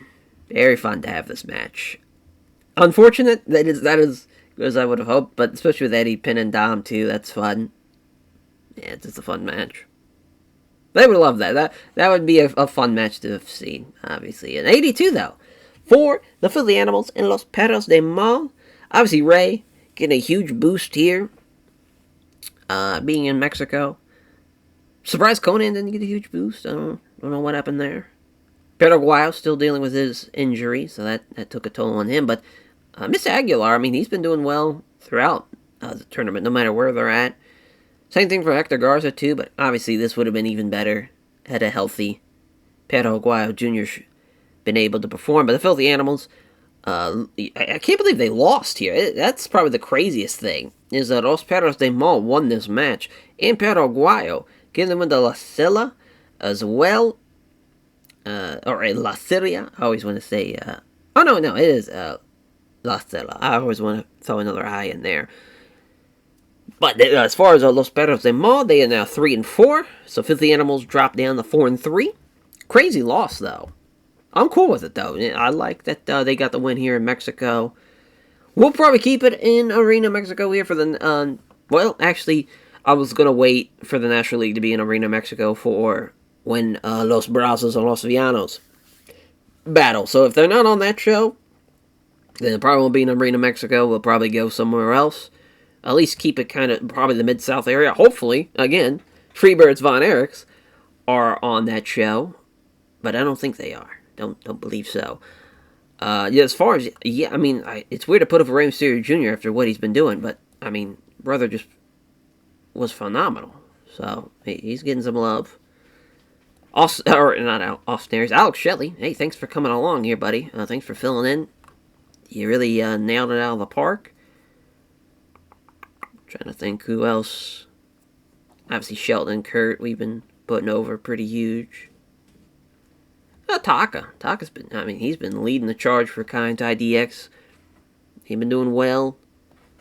I get some love for Hero. Hero and Claudia have been doing great. Obviously, they had a great run in the All-Time Tag League. They get a win as well tonight.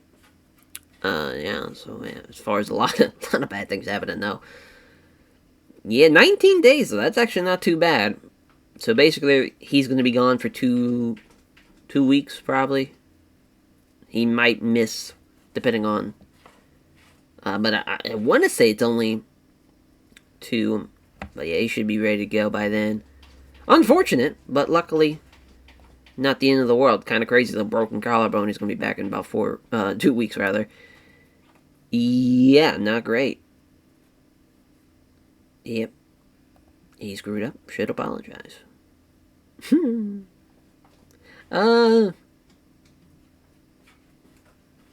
I don't care. That's kind of fun. Oh, damn. Didn't go well. Sucks. Oh, damn. Injuries happen, though. I mean... I love how he caused fucking food poisoning. We'll talk about it. I'm gonna support Santana. I don't know what Bobby Fish did, but... oh, yeah, that's right. Harley Race trained Bobby. That's right. Completely forgot. But yeah, as far as obviously O'Reilly. Like, come on, man. Damn, so many injuries, yeah. He screwed up and should apologize. Hey, good shit. A lot of injuries, a lot of bad shit happening on the show. And now, on to the National League.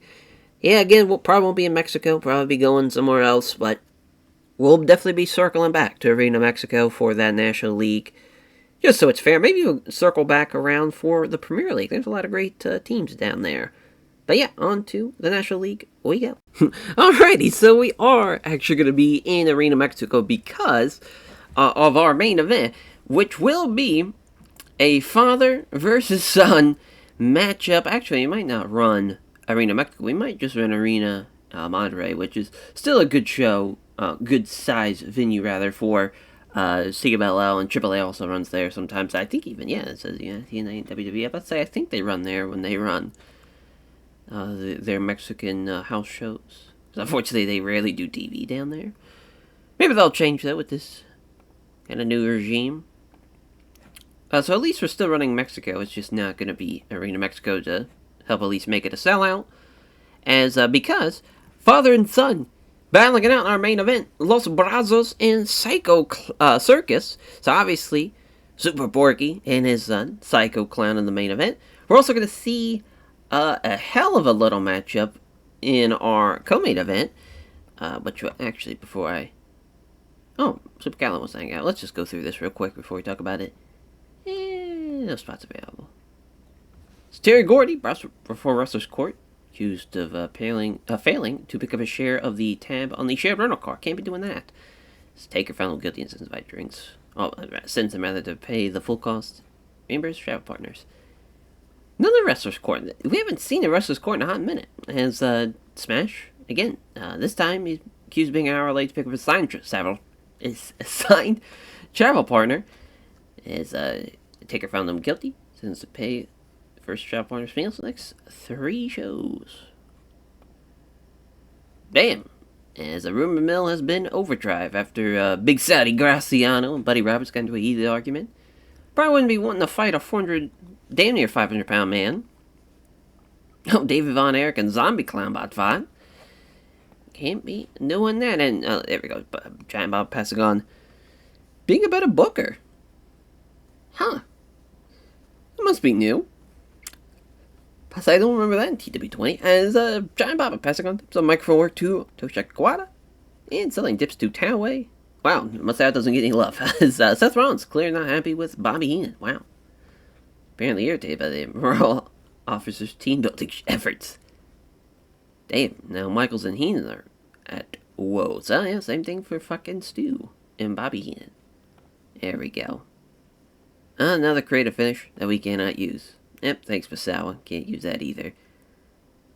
Damn, they're still going on. This is the longest locker room since that we've seen yet. Psycho Clan almost got into a fight with Demolition Crush after they caused some damage to the rental car.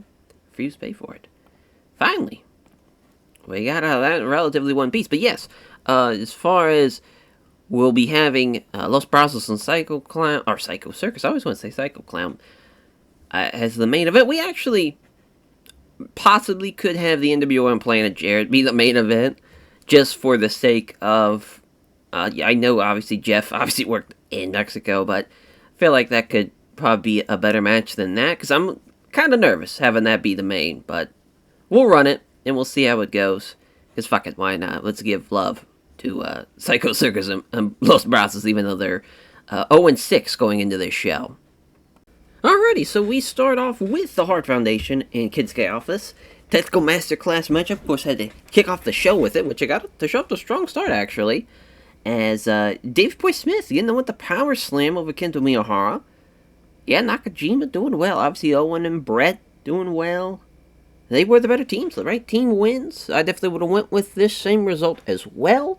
The Hart Foundation jumping up to 6-1, while as Kinsuke Office will drop down to 3-4. They were at 500 at this point. Not anymore, though. 79 there. 74 for Suzuki-gun and the Von Erichs. Finally, Suzuki-gun gets a win, even though probably wasn't deserved here, as they did get outperformed. But fuck it. They need a win in the biggest of ways. Finally, they get a win. 1-6. Von Erichs drop down to 3-4 as well, so another team below 500. And we set this as the Steal the Show matchup, which actually, so far, I mean, got the crowd buzzing, so it did its job, shockingly enough. And yeah, Davey Boy Smith Jr. really off his game, so back-to-back Davey Boy matches, too, so that was kind of fun. 4 Horsemen beating the House of Black here. 25-minute matchup, 80 for the show, for the segment. Good stuff here. Again, the crowd, weirdly enough, even though they're hot for it, it's only a 42 for the crowd rating. Of course, the Horsemen keep it rolling 7-0. Just rolling right along. And Ole Anderson actually gets in with the spinebuster over Malachi Black. Yeah, good stuff, though. As far as, yeah, Ole was better than everybody on the House of Black side, so of course they were going to get the win there. 69 here. Tough break for the Dangerous Alliance of the FBI. As a stunning Steve Austin, Bob Eaton, and Rick Rude getting the win. Bob Eaton, the Alabama Jam on Big Sally Graziano. It's a good finish to have in Arena Mexico. I don't know how the FBI gimmick would do in Arena Mexico. Obviously, that would definitely be a bit of a swing and a miss, probably, but I feel like they would pop for Big Sally Graziano.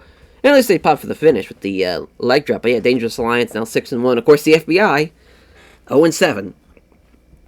Keeping their winless streak going. The Bloodline beat DX here. That's actually pretty shocking, as that's their second win. DX dropped to 2-5. I probably would have went with DX here because they definitely were the better team. It was relatively close, though. They had double underhook from Tama Tonga. On to X-Pac, too, so poor X-Pac taking the pin in that one. The crowds, I feel like the crowd rating's getting lower and lower. I guess that makes sense for this matchup. 77 for Ring Kampf and Too Cool.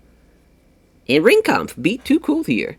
Actually, I probably would have went with Too Cool here. Well, no, Ring Kampf is now 4-3, so yeah, they're both now 4-3 after this, because Too Cool are 4-2. Yeah, they were the better team, too. Yeah, that's probably for the best, actually, to have Ring Kampf get the win. Powerbomb from Volter. Getting the win in 20 minutes. Yeah, they could have used a much-needed win here. I just figured I would probably book Ring Kampf a little bit better than where they're at right now in this, as far as being now at 4-3. That's 77, though, nonetheless. 68 for the Freebirds and the Wyatt family. Bam Bam. Terry Gordy, though, having a good performance there with a 75. As far as they get the win with Buddy Roberts actually hitting a pile driver on Bray Wyatt. That is insane. Definitely would. If someone's going to get the win, it's definitely going to be Terry Gordy. That's crazy. For sure. Again, this probably would have been the Wyatt family, because even though the Freebirds definitely need a win, Wyatt family are now 1-6. Pretty brutal stuff for them. It's just not going their way. Very, very unfortunate. Terry Gordy, though, just rolling right along for the Freebirds. I just can't believe Buddy Roberts got the pin there. Chaos. They get a win. How about it? They finally get a win. They beat Demolition. Okada, Ishii, and Goto beating Demolition of Axe and Smash and Crush. It was the right call, too. Goto and Ishii, finally they're getting some popularity, I think, from just being part of this all-time Trios League now. It was a good little match, too. Finally, 1-6. Way to go.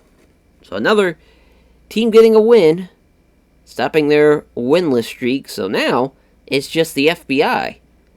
So, yeah, just the FBI now that haven't won. Oh, Los Vianos and Los Brazos, they still.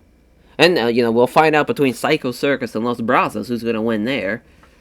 Potentially another team joining in the win column as the Three Musketeers beating Evolution here.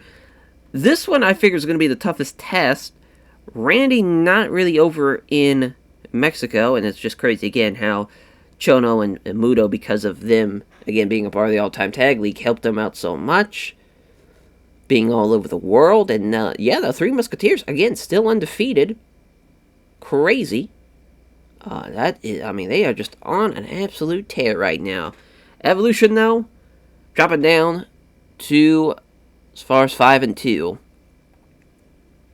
That's an 83, though, so far. I believe that's the best match of the card. Sarudagun beating Bullet Club. Actually pretty shocking.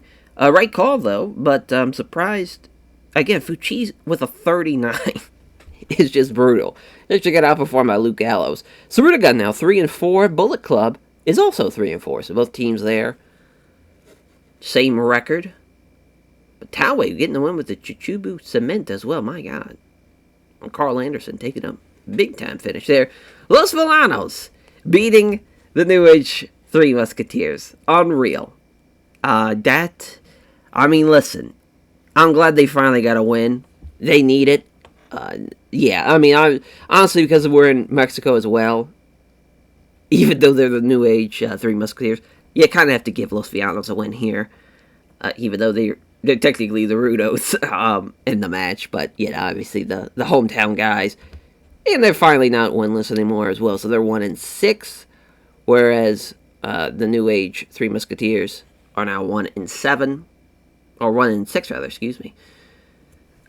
NWO beating Planet Giro. Yeah, we kept Hogan in the match. Thought about it, I was like, well, he's healthy, maybe he'll get hurt again, and that'd be our luck, but no. Hogan is healthy, and he gets a win, too, over Chris Harris. NWO keep the undefeated streak going. Planet Jarrett now, 4-3. Can't believe Jeff was the worst guy of the three in that one, too. I did not expect that at all. For Planet Jarrett. 81, though, for the Ministry of Darkness and the New Day. Taker, though, getting the one with the tombstone on Kofi Kingston. Huge win. They're now 5-2. The New Day is 5-2 as well. So both teams jumping up to as far as the same record. Crazy, though. I mean, obviously, the Ministry of Darkness, they don't have a guy. I mean, Bradshaw's doing really well, actually. Yeah, he's leading the charge, the Ministry of Darkness, which is very funny performance-wise. But he's doing his thing. The Shield and Triple Threat. I'm actually glad the Shield win here. The Triple Threat again. They were undefeated at one point. Now they're 5-2. The Shield, they jump up to 5-2 with this win. Rollins again getting the win. He's the best guy in the match. He beats the worst guy in the match, in Shane Douglas. I'm cool with it. It's the right call. Right call there. And a 96.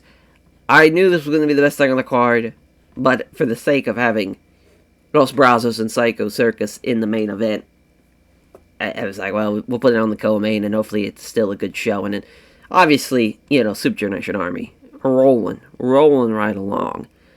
Dean and Chris actually did a little bit worse than what they usually do, which I guess makes sense. They never really did anything in Mexico.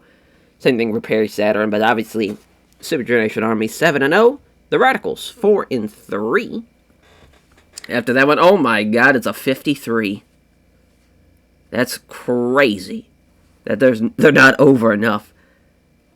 Literally unreal. Just unreal. Zombie Clown with a 46.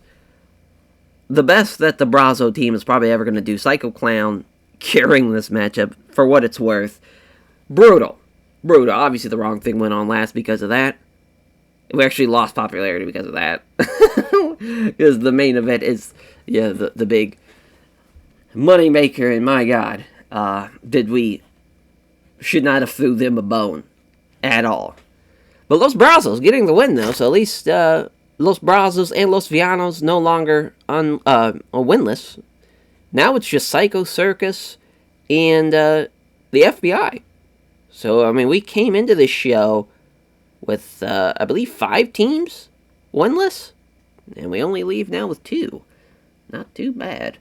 So now, back to the Premier League and going to Week 8. So I'm trying to think who to put over, because that show was just brutal. Absolutely brutal. I mean, Bradshaw, honestly, because he's been doing well. Give him some love. Shout out Bobby Eaton for getting a win. I'm just putting him over because it's fucking Bobby Eaton. Maybe because I think we put over Muto and we have put over Chono. Maybe Shinya Shimoto, just to kind of help them out a little bit. And we'll give Minoru Suzuki a hug. Glad you get a win. Glad you get one, finally. Finally, get one. Yeah, obviously, we're still going to be fine. Popularity, though, drops everywhere by a point. That's fine. 97 to 96 is not a big deal. Poor. Oh, on the morale. Boy, oh boy. Yeah, that's it. They get sorted out. Ooh, I completely forgot who was at fault here. It's not an issue. They're not going to work it out. Ooh. Yeah, I mean, I feel like both guys, because this is probably stemming from the Arn Anderson thing, which I actually don't think Scott was involved in that angle. But I'm just going to say as long as they remain professional. Yeah, Bret Hart, supporting that one, or I'll have no you're a little snake in the grass. Fuck you, buddy. Well, there we go. A lot of people pleased with that. Yeah, fuck off. Some of the refs are upset. Eat a dick. Oh, I believe this stemmed from one of them making each other hurt during the fucking tag league. I'm just, make sure you stay professional. Ooh, yeah, again, staying professional, that's another one where I believe just two guys getting injured. But yeah, I mean, obviously, Super Generation Army, again, they are just the group to beat. They have been incredible. They have two of the best performers in the world on the same fucking team. And just rolling right along. And now we go to week 8. Alrighty, week 8. As I'm hoping we can get a show that's above an 85. This part of the series, as far as this episode 3, we've only had one match, or one show, rather, that's been above an 85. And it's been right at an 85, so it's not even above it. Brutal. Absolutely brutal. Midpoint here. But here for the Premier League, as far as it's going to be the, he was a part of the all-time tag league, but he returns for maybe 2 weeks as far as to fill in for Matt Jackson, as Cody Rhodes is with us for these next 2 shows. Now for this, we can run Southeast again, but obviously we've already ran there. We've ran the Great Lakes. We haven't ran the Mid-South area yet, but I'm obviously waiting. Freebirds Von Erichs is going to be going there. I thought about it, doing it in the Southeast, but it just makes too much sense not to do it in the Mid-South area. We might go to the Midwest, though. Go to old Des Moines. The Wells Fargo Arena will be a sellout. And yeah, we've now, everything is enormous on our broadcasting, so we should be going pretty high. Oh, and again, we don't need that. Oh. Yeah, of course. Regal can always hang out. Damn. Sorry, Sean. We don't have a spot for you. Mike DiBiase, and yeah, we don't have a spot for you either. Shima, though, passing on psychology to Shingo. As Carl Gotch, doing his pre-show training. Which, again, guys are showing up for it, at least, and I would hope they get better. Huh. Yeah, I'm sure that would, create a bit of a frenzy there as far as Kenny Omega and Rhea Ripley are seeing each other. That's the hot gossip. Jeff Hardy and CM Punk getting into it. Pretty appropriate, if I do say so myself. Yeah, but oh no, we can't inspire yet. It's still, it's tomorrow. Alright, it's not tomorrow, it's the next week's shows we can do that. Alrighty. So, as far as for the main event, just kind of an idea of what I'm thinking. I mean, honestly, now with that news that they're dating, the Elite and the Judgment Day is going to be a lot higher on the card now. I originally thought maybe, as far as maybe Undisputed Era and Jin next, we'll just kind of play it by ear, though, and see how it goes. Oh, they'll probably the Kings of Wrestling, the Brood, then Undisputed Era and Jin next. That's probably what we'll go with. Alrighty, so for our Week 8 Premier League show, we start off with 3MB and the Jurassic Express. Figure this is going to be pretty bad, hence why we put it in the opening match. And yeah, as far as 3MB, they get the win over the Jurassic Express. Glad Drew Elise is the best guy in the matchup. That would have been pretty bad had he not been, but they jump up to 2-6, while the Jurassic Express are at 1-7. Then we'll have Los Perros de Mal beating the Spectral Envoy. As far as, also last match would have done exactly that. This matchup, though, it's weird because Los Perros de Mal, Los Perros de Mal, they are now 4-4. But Spectral Envoy, they only got the one win still. They're, down to 1-7. They could have probably used this win a little bit more, but, the right team wins, though, so at the same time, it's like, well, can't really be too upset with it. El Sky Team and the Bang Bang Gang. El Sky Team getting the win as Volador Jr. getting the win over Austin Gunn. And yeah, I mean, again, Mystico filling in has been perfect for them. They are now 4-4. For the Bang Bang Gang, they are 0-8. I think it's safe to say they could kiss their playoff hopes goodbye, even this early on in the run. I just don't think it's going to happen for them, unless something insane happens. But then for the next matchup, Triple X beating Kaientai DX. This will be Triple X's third win. They'll be 3-5. For Kaientai DX, they are 3-5. So yeah, both leaving now with the same record. But yeah, Triple X, they were the better team. So glad they got the win. They probably would have went the same way with that as well. Team Angle, though, beating 3 count, which, cold and losing interest for this crowd. So we had to have a Tactical Masterclass matchup somewhere in here. Figured this would kind of be the best bet. It still wasn't enough. Team Angle, though, 8-0. They keep the undefeated streak rolling. Kurt Angle's Angle Slam over Evan Courageous as well. Filthy Animals beating TMDK as Billy Kidman with a shooting star press over Mikey Nichols. That will be Filthy Animals' 5th win. 5-3 for TMDK. 1-7. Tough break there. Zack Sabre Jr. though with 70. Second best guy in the match. Rey Mysterio Jr. With the 87, and really it came down to both Ray and Billy Kidman's about 15, or not even 15, just 10 points better than Shane Hayes and Mikey Nichols both. But yeah, I mean, Filthy Animals, they were the better team. I'm glad they get the win. The crowd's still cold, though. That crowd is not warming up. Oh, man, the LIJ still can't win. Brutal. LIJ losing to the OG Bloodline. Jay pins Shingo after the splash. Pour one out for him. 0-8. Unreal. Unreal. The OG Bloodline, they're 3-5, though. They've actually done a lot better than I anticipated. Team Extreme, though, beating the Best Friends as Lita pins Orange Cassidy with the Lita Bomb. That's hilarious. Team Extreme, they are 7-1. Best Friends, of course, are 1-7. But they're getting better, though. They're actually, Trent's down in the 50s. Orange Cassidy still doing well. Chucky T still doing pretty well. Still better than Romo. Death Triangle beating the Monster Express. Pentagon Jr. getting the win. I'm assuming Fear Factor onto Uha. As we might look at all these guys' stats, to be honest.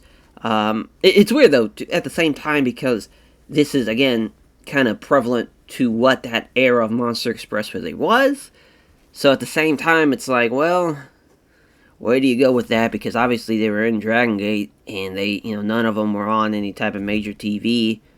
So popularity-wise, it's kind of going to be on a little bit of the low end, because again, this is an all-time save, so you have to kind of look at it from that perspective, and it's a tough kind of spot to be in, for sure. But Pentagon Jr., Ray Phoenix, and Pac doing well here. And as far as, again, it's also weird, though, to say that, because it is an all-time save, but obviously because of the all-time league, the all-time tag league, already happening, the guys that were involved in that have such a huge advantage over those who weren't. It's been pretty evident so far, as the Death Triangle, again, 8-0, and that's mainly because they were involved in that as a team. As the Dudleys beating Team Canada, Bobby Ray beating Petey Williams here in 20 minutes. Again, Beer Money coming in. I believe Beer Money ended up being like a replacement team, because I believe one of them got hurt. I believe it was Bobby Roode, because then because I believe America's Most Wanted ended up having to fill in. I believe it was Chris Harrison, James Storm coming in. Maybe it was Bobby Roode who was the replacement. I forget off the top of my head, but I'm pretty sure that's what happened. Either way, the Dudleys getting the win, and the Dudleys are 6-2. Which is pretty impressive as far as they are. I wouldn't say outside chance. Yeah, I'd probably say outside chance of making the playoffs potentially if things start to fall apart for one of these teams. Well, a decent little matchup, though. 79 for Blood Generation in the ECW Originals. Hell yeah, they get a win. It's a hell of a win for the Blood Generation team. They are 5-3, ECW Originals 6-2. So that's exactly the type of thing that the ECW Originals, or not the ECW, what the Dudley Boys need. Especially, that is a huge get. Muscular Bomb from the Rookie Doi onto Sabu. And again, here's two teams that benefited hugely from being a part of the all-time tag league, and especially for Yoshino and Rookie Doi, they'd be in the mid-50s as well. Mid-40s, 50s area, but that whole season helped them out tremendously. CTU beating the Second City Saints. Jado with the crossface of Jado onto a steal. And, Liger with Jado and Ghetto. Better team. Probably would have went with this as well. CTU now 7-1. Second City Saints are 3-5. I think that's pretty accurate for where they would be. But 82, though, that's a good little matchup. Another good little matchup is Eddie, Armbar, and Black Cat. Los Gringos or Locos or rolling as well with another victory. 8-0. They beat LAX, who are 3-5. Again, Eddie's just such a difference maker. Literally nobody close. He has 100. The second best guy was a 69 in Santana. I mean, they were the better. I guess you could look at the units as far as Santana, Ortiz, and Homicide. They all did better than Art and Black Cat. It's just, Eddie, again. Big difference maker. 81 for the Elite in the Judgment Day. As Cody with Nick and Kenny Omega, Nick Jackson is in the 90s now. The Elite are 8-0. They keep it rolling even with the loss of Matt Jackson for a couple of weeks. For the Judgment Day, they are 2-6. Tough break for them. As far as for the intergender side of things, it's been fun to see, especially for Rhea, because she's been, the best member sometimes of the team. I think Priest has now kind of gotten a little bit more popular and a little bit more of an edge over the past couple months now, and I think that's helped him out a lot. And for our co-main event, The Brood, making it 8-0 as well. So all the undefeated teams stay undefeated as we see The Brood beating the Kings of Wrestling. Edge pinning Larry Sweeney with the downward spiral. Yeah, I mean, this was actually very, very close. Brood, slightly better team. I would have won with Kings of Wrestling here, especially with The Brood, how well they've done. I think this is an easy upset win for the Kings of Wrestling. Probably would have had Hero beat Gangrel, and yeah, that probably would have been it for as far as the undefeated streak for The Brood if it was up to me. But again, it's up to me, so who really cares? But this matchup, I'm happy this did as well as it did. I had a lot of faith in these guys, especially for the Gen X team, and they did really, really well. Shelley, Jack Evans, Austin Aries, they get the win, too, over Undisputed Era. This is a very, very fun match, especially with kind of their prime. These two teams, this is definitely in a era where, especially Gen X, didn't get to have that. Oh, they were featured very, very heavily in Ring of Honor, but obviously different type of era than obviously the DVD era. And, as far as being on the message boards, it wasn't like it is now where everything is very much at their disposal. Like the internet is very much hand in hand with wrestling now. But Gen X getting the win, 5-3. Undisputed Era, I believe they are now 4-4. Yeah, they're actually 500, which I think they might be one of the only teams that are 500 right now, which is kind of wild for the Premier League side at least. Yeah, I think they are. I think they're the only team that's 500. It's kind of wild. Oh no, I think Sky Team are. Yeah, Sky Team are too. So there's two. That's still crazy, though. That's only two. Oh, no, I think Los Perros de Mal are too. Yes, there's three. Yeah, there's a couple more than I thought there were, but still. Pretty impressive. Glad that was the main event. Alex Shelley again. The best guy in the match. Love it. It's crazy how well Shelley has done, obviously, for him. I mean, he's been a fucking saving grace for him, especially with Roddy's injury. Great stuff. Great stuff there. I feel like I have to put over Austin Aries, unfortunately. Even, I guess then, no one really knew how much of a dipshit he was, but it's still tough. It's still tough to put him over. Have we put over Zack Sabre Jr.? I don't see his name on this list, but now we're in February, so now who knows as far as back to January. So as long as I don't see his name on the list here for the past month, we should be fine. And let's see. We put over Jeff. We've actually, Rhea Ripley. Let's give her a hug. And congrats. Congrats. Because, especially down the pipeline, they pop out a couple of kids. My God. I mean, the athletes that those two would generate.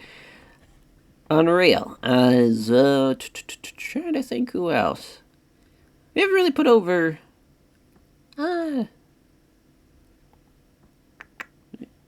Has it been a while for Edge, at least? Yeah, it's been a while, so yeah, well. Way to go. You're doing well. Good stuff. We'll skip the financial report. Yeah, no popularity changes, so that's tough. Oh, we actually lost money? That's what I get for skipping it. Huh. Yeah, we're still a big financial position. I did change the ticket prices. We might change it back. I went for cheap, and I think we're going to go for normal instead. Looks like that's just kind of for the best. Yeah, huge success. Yeah, I hope for him. He's been great. Yeah, Cody's been tremendous. Something must have happened there in the all-time tag league. Sure, it's a one-off for Art Barr. Nick's... Imagine just saying that. He's getting the fucking push. Yeah, he's been killing it. Hell yeah. Fuck yeah. Boris is awesome. So I'll put him over. Glad that went over well. There we go. At least a post-show kind of media thing where nothing bad happened. And now we'll go to the National League to see how Week 8 does over there. Alrighty. So, again, we were just in the Midwest, which that did sell out the Wells Fargo Arena. We might try to run somewhere a little bigger if we can. Yeah, we can run. Oh, I don't know. That Kemp Arena has Camp in my goodwill. Just picked that. Many bad memories. We'll go with the Scott Rate Center. As far as, not sure exactly what that is. Because, yeah, there's no, pro NBA teams in Missouri, so it's kind of weird to guess how, I'm assuming it's a college thing. Oh, yeah, right. Fucking Becky, come on in. Why not? David Von Erich and Shawn Michaels. Listen, you can't be fighting a Von Erich. There's too many of them. You're going to have to take on both Kerry, Kevin, Michael, and Fritz even. Like, that's a fight you don't want, Shawn. But he's used to getting beaten up by 5, 6, 7, 8 people, depending on where he's at. As, X-Pac and Buddy Roberts get into it, which is crazy, because they both play the same role for their groups. Well, at least not for DX, but when he was, obviously, with Nash and all. Kaiji Muto, but the backstage clash with Bobby Heenan. Boy, Stu hates Bobby as well. Just wild. Huh. Listen. I'll give Owen a slap on the wrist. Oh, wow. Inoki about fought Bradshaw. That would have been awesome to see. After Bradshaw caused some damage to the rental card and failed to pay for it, and Flair gives an impression. Some of his colleagues. That's pretty great. Now, as far as for the main event for this show, tough. Because there's really not, we'll probably go with just the Super Generation era, or the Super Generation Army, rather. And the Von Erichs, because I just know that's going to go over well. Actually, no. Dangerous Alliance of Four Horsemen. What am I talking about? That's the main for sure. Then the Super Generation Army Von Erichs matchup. Then probably Hey, Bullet Club Evolution. That's a fun match, too. So, yeah, that's the top 3 matches for this night. Alrighty, so the opening matchup is the Psycho Circus and Suzuki-gun, which now I just want to see Psycho Clown and Minoru Suzuki have a match. They were the better team, though, and I'm glad Lance Archer's getting better. Even Davey Boy Smith Jr. is getting better, so Suzuki-gun might make, I don't think it's probably over for them as far as being able to make the playoffs, but now they're 2-6. I mean, they're looking better.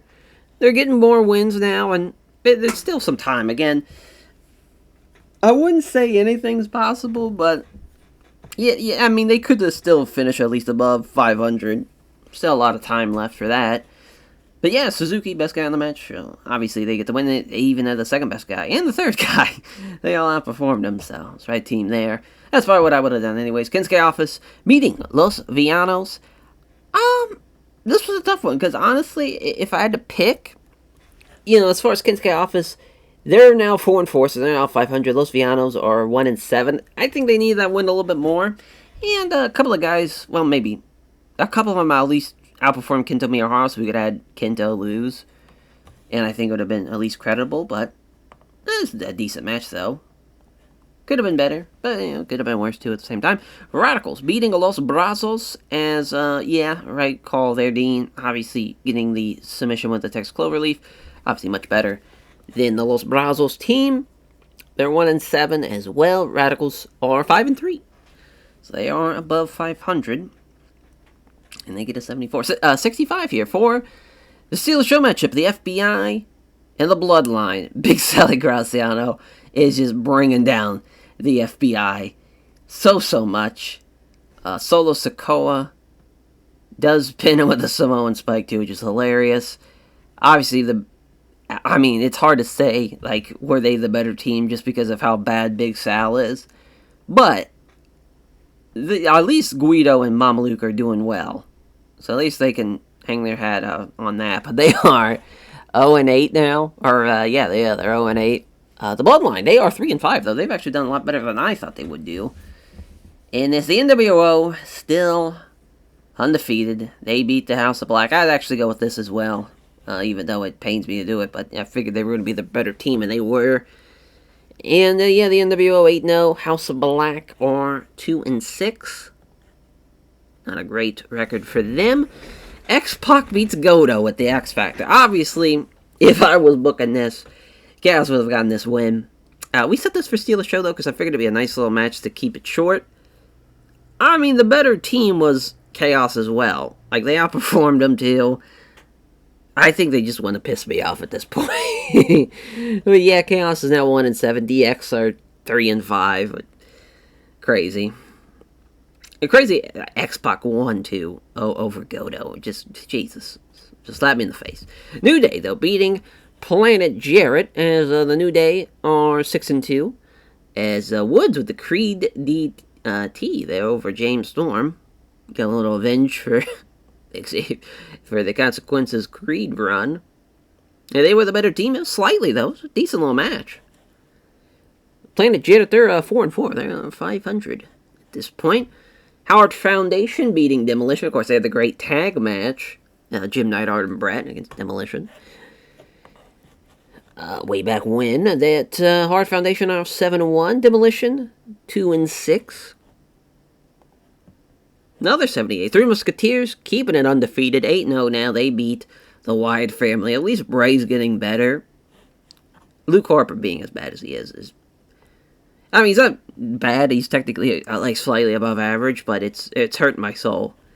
Brody fucking rules. Especially Brody in there with Chono and Hashimoto. That would have been awesome. Especially Bray and Hashimoto too. That'd be cool. Bray and Chono would be good. Bray against all these guys. The Fiend and the Great Muta. That's it would probably be a fucking depending on where it's at.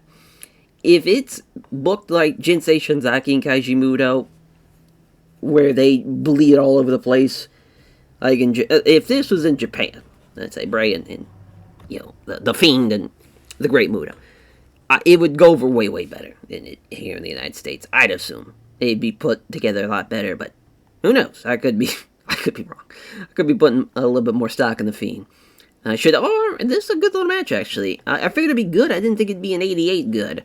The Ministry of Darkness beating the New Age Three Musketeers. The Ministry are now 6-2.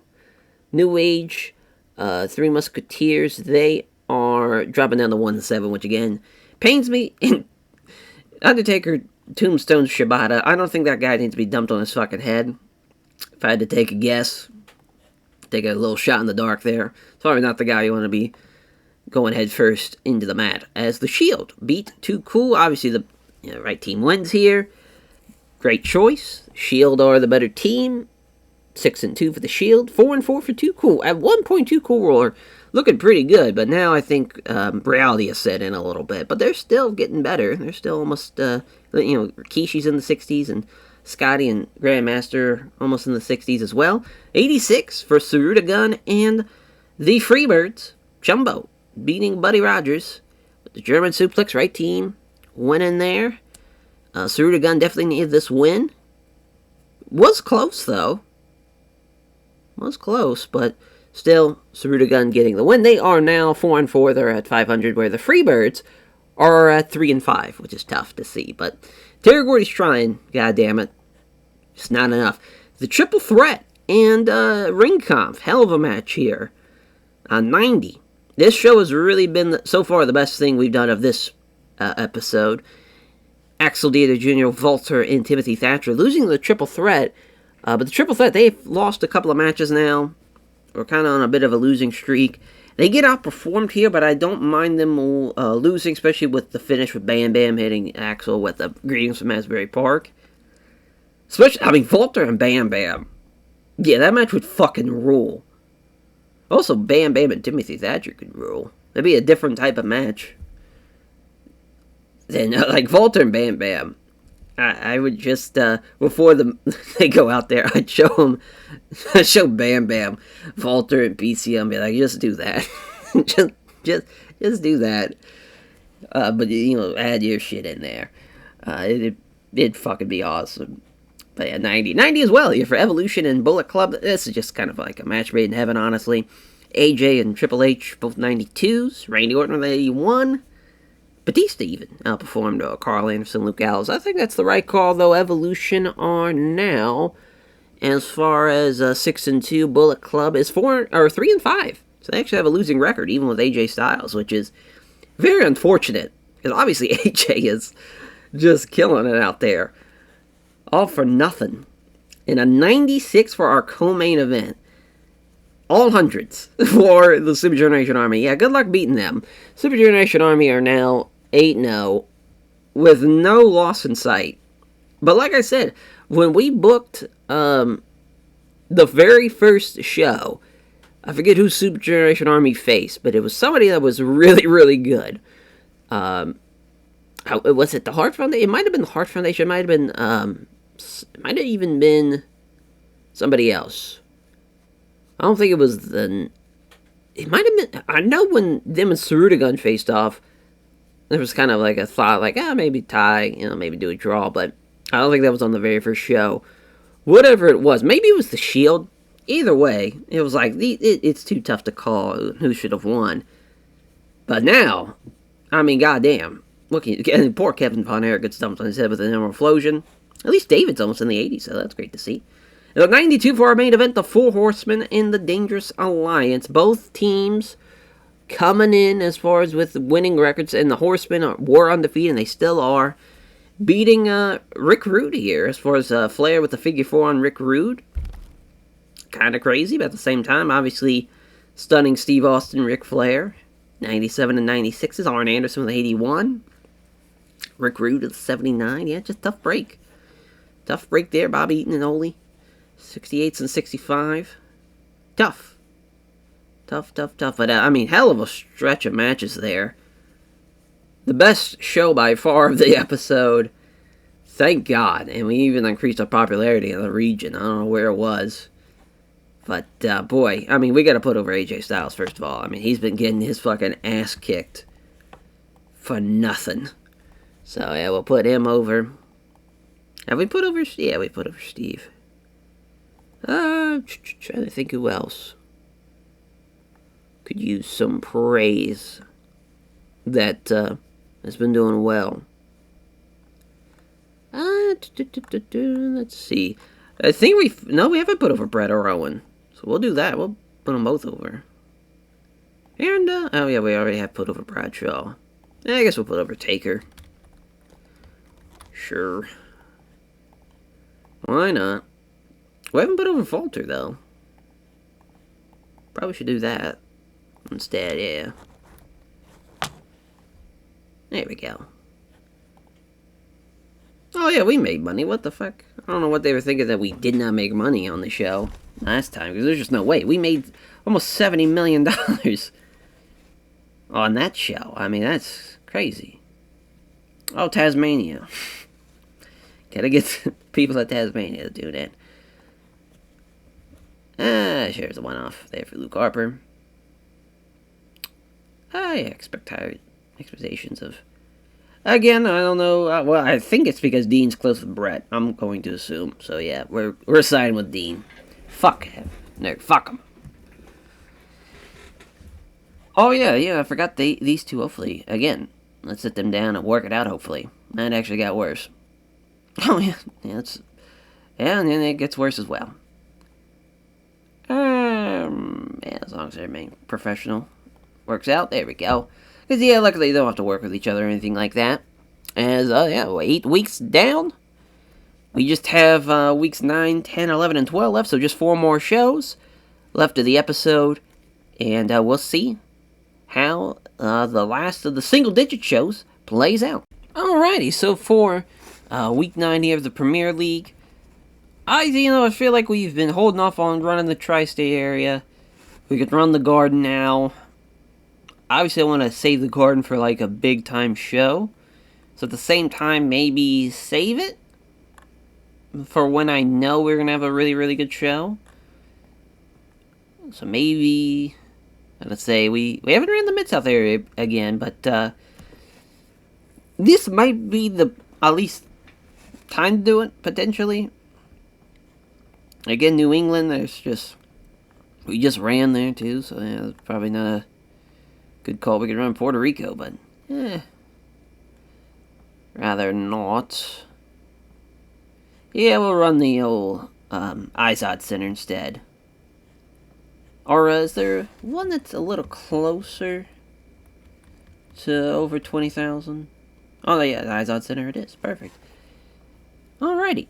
So, yeah, as far as where we're at, 8 weeks in, there's still, as far as our 9 undefeated teams, 4 on the, actually 5 rather, on the Premier League side, and the other 4 on the National League side. Oh, damn. Security incident means that tonight's venue has been temporarily closed. So, that's kind of crazy. Yeah, we can't change it, obviously. Huh. So, yeah, locker room incidences is Dr. Death. Fuck yeah, bud. Come on in. Hell yeah, Shuji Ishikawa. I do love me some Shuji Ishikawa, but a couple people don't like him. So we're gonna have to say, hey, go away. Damn. Unfortunately, for Chris Canyon, we don't have a spot for him, but that'd been awesome. Shima, yeah, I mean, he was almost in this. We almost had the Jersey Triad. But it was, again, just went with, because we were going to go with the OG triple threat with Bam Bam being a part of the Jersey Triad with DDP and Canyon, and do Douglas, Benoit, Malenko, but opted to go with the original triple threat instead, which I think has done very well for him. But Shima has gotten a lot of heat with the rest of the locker room for a tasteless rib, pulling on everyone. Claudio passing on psychology tips to Frightmare. Carl Gotch passing on microphone work to Joe Malenko if they'll never use it. And Hero brings us a creative finish, which again, we will never use. More people showing up for the old backstage pre-show basic and safety training. Michael's, again, not happy. So is Homicide. It's hilarious. And, we'll skip it for now. We'll see what's our main event here, if we have any kind of inkling. Right now... Oh, it's for sure Team Angle and Los Gringos Locos. Oh my god, yeah, then Team Extreme Kings of Wrestling will be the co-main. Yeah, that's our 1-2 punch right there. Maybe the Second City Saints Death Triangle match goes below the co-main. So yeah, that's probably our. These are top. If not, it's LAX and the Elite. But yeah, that's a hell of a top 4 at the very least of matches. Alright, so we start off with this absolute banger of TMDK and the Spectral Envoy, which the Spectral Envoy get the win, so that's their second win. Both teams were needing that second win. I just can't believe it. Obviously, Team DK were the better team. They should have got the win. But we keep it moving because, Jesus Christ, what an awful match. The next match, yeah, Marco Stunt gets a bruised eye socket out of this one as Triple X and Jurassic Express here as Loki pinning Luchasaurus at the key crusher. That's insane. Obviously, he's not hitting that big motherfucker with it. Daniels, though, at least, again, 76, Elix Skipper, 72. It's kind of crazy how well Elix Skipper's doing since he wasn't a part of, like, the all-time tag league or anything. That's their 4th win, too, so that is massive. Absolutely massive for them. They might have a chance to make it to 500. They just crawl out of this hole they're in right now. Man, bruised eye socket. It's the Skipper who caused it, so that's just great. The Dudleys beat the Gun Boys and Juice Robinson, the Bang Bang Gang. Bubba with the Bubba Bomb over Austin Gunn. That'd be kind of cool if they've... Obviously not now, but like... if Bubba and Devon at least did a tag match against the Gun Boys, or even did a trios match where it was the Guns, all of them, Billy with Austin and Colton. Like, that'd be kind of cool to just for the sake of, since they wrestled their fucking dad, like WrestleMania, or not WrestleMania, Royal Rumble 2000, like, that'd be kind of just a... Like, if they had, like, wrestled during, like during COVID or something, like during AEW. Just to be, like, 20 years fucking ago. But yeah, the Dudleys, they are now 7-2. Just a rolling. Bubba's in the 80s. Devon's getting there. Spike's getting better, too. Yeah, things are looking up for the Dudleys. Undisputed Era beat Kai and Ty DX. Yeah, this was a technical masterclass matchup. Unfortunately, the crowd is dying out there. But Undisputed Era do get the win. They're 5-4. They go above 500. Where Kai and Ty DX are 3-6. They were on a little winning streak there for a hot minute. But now they get stopped here. Dick Togo, though, actually doing almost as well as Taka here. But yeah, Minseo bringing down the vibes. 63 for the Bloodline, the Best Friends match. This would have been good, though. I think, again, everybody in this match at their kind of peak. This is a fun trios match. Especially, like, obviously Sammy has worked with Chuck and Orange Cassidy. Obviously, men a little moral fiber and, and Sammy, their history. But also, I think he wrestled the Ants and Chikara. He might not have. I could have swore he did, but I thought he did. Maybe he didn't. Now I'm thinking about it, because I'm trying to think who he would have teamed up with. Because I just remember his the King of the Flips little run where him and Waltman had the match, and then they had the multi-man match with Jigsaw, Nick Jackson, and Kota Ibushi, which was a crazy ass match. As far as the Usos and Sammy, they were the better team. They are now 4-5. Best Friends dropped down to 1-8. They're just here for the vibes. At this rate, the Brood keep it rolling. They beat the Sky Team, Mystico with an 80, Edge and Christian 91 and 77. The unprettier for Christian on Volador Jr. It's nice that they're getting better though, Valente and Volador Jr. But yeah, still the crowd dead as hell for this one. Brood 9-0. They could make it 10-0. They got a really good shot. The way Edge has been performing. Tough guy to beat. Los Perros de Mal beating Monsters. I always want to say Monsters Express, but Monster Express. Mr. Aguilar beating Ricochet with a swinging DDT. Ricochet, though, 64. There we go. And Uwa's getting a little better. Tozawa's still stinking it up. As far as Monster Express, 1-8. Tough break. But Ricochet, though, at least he's doing better than Pedro Aguayo Jr. here, who was off his game. Again, he's still kind of probably recovering from being injured, but Los Perros de Mal, they are 5-4. They're above 500. They've actually done better than I thought they would do, with it being up to the TEW gods. But Filthy Animals beating 3MB, as Ray, obviously, carrying this one with a 90. The second best guy was Billy Kidman with 62. Pretty crazy. As Filthy Animals are now 6-3, which is actually kind of low for a team that obviously has like a 90 overall person, or at least a 90 plus in-ring performer. But again, Bullet Club have AJ Styles, and they're fucking 3-5 on the National League side, so it could be a lot worse. Could be worse. 73 for Blood Generation and LIJ. Another one that they lose. Unreal. Obviously, this match would rule, though. With everybody in their prime, like this, yeah, that would have fucking ruled. Unfortunately, Blood Generation get the win as LIJ are 0-9. Unreal.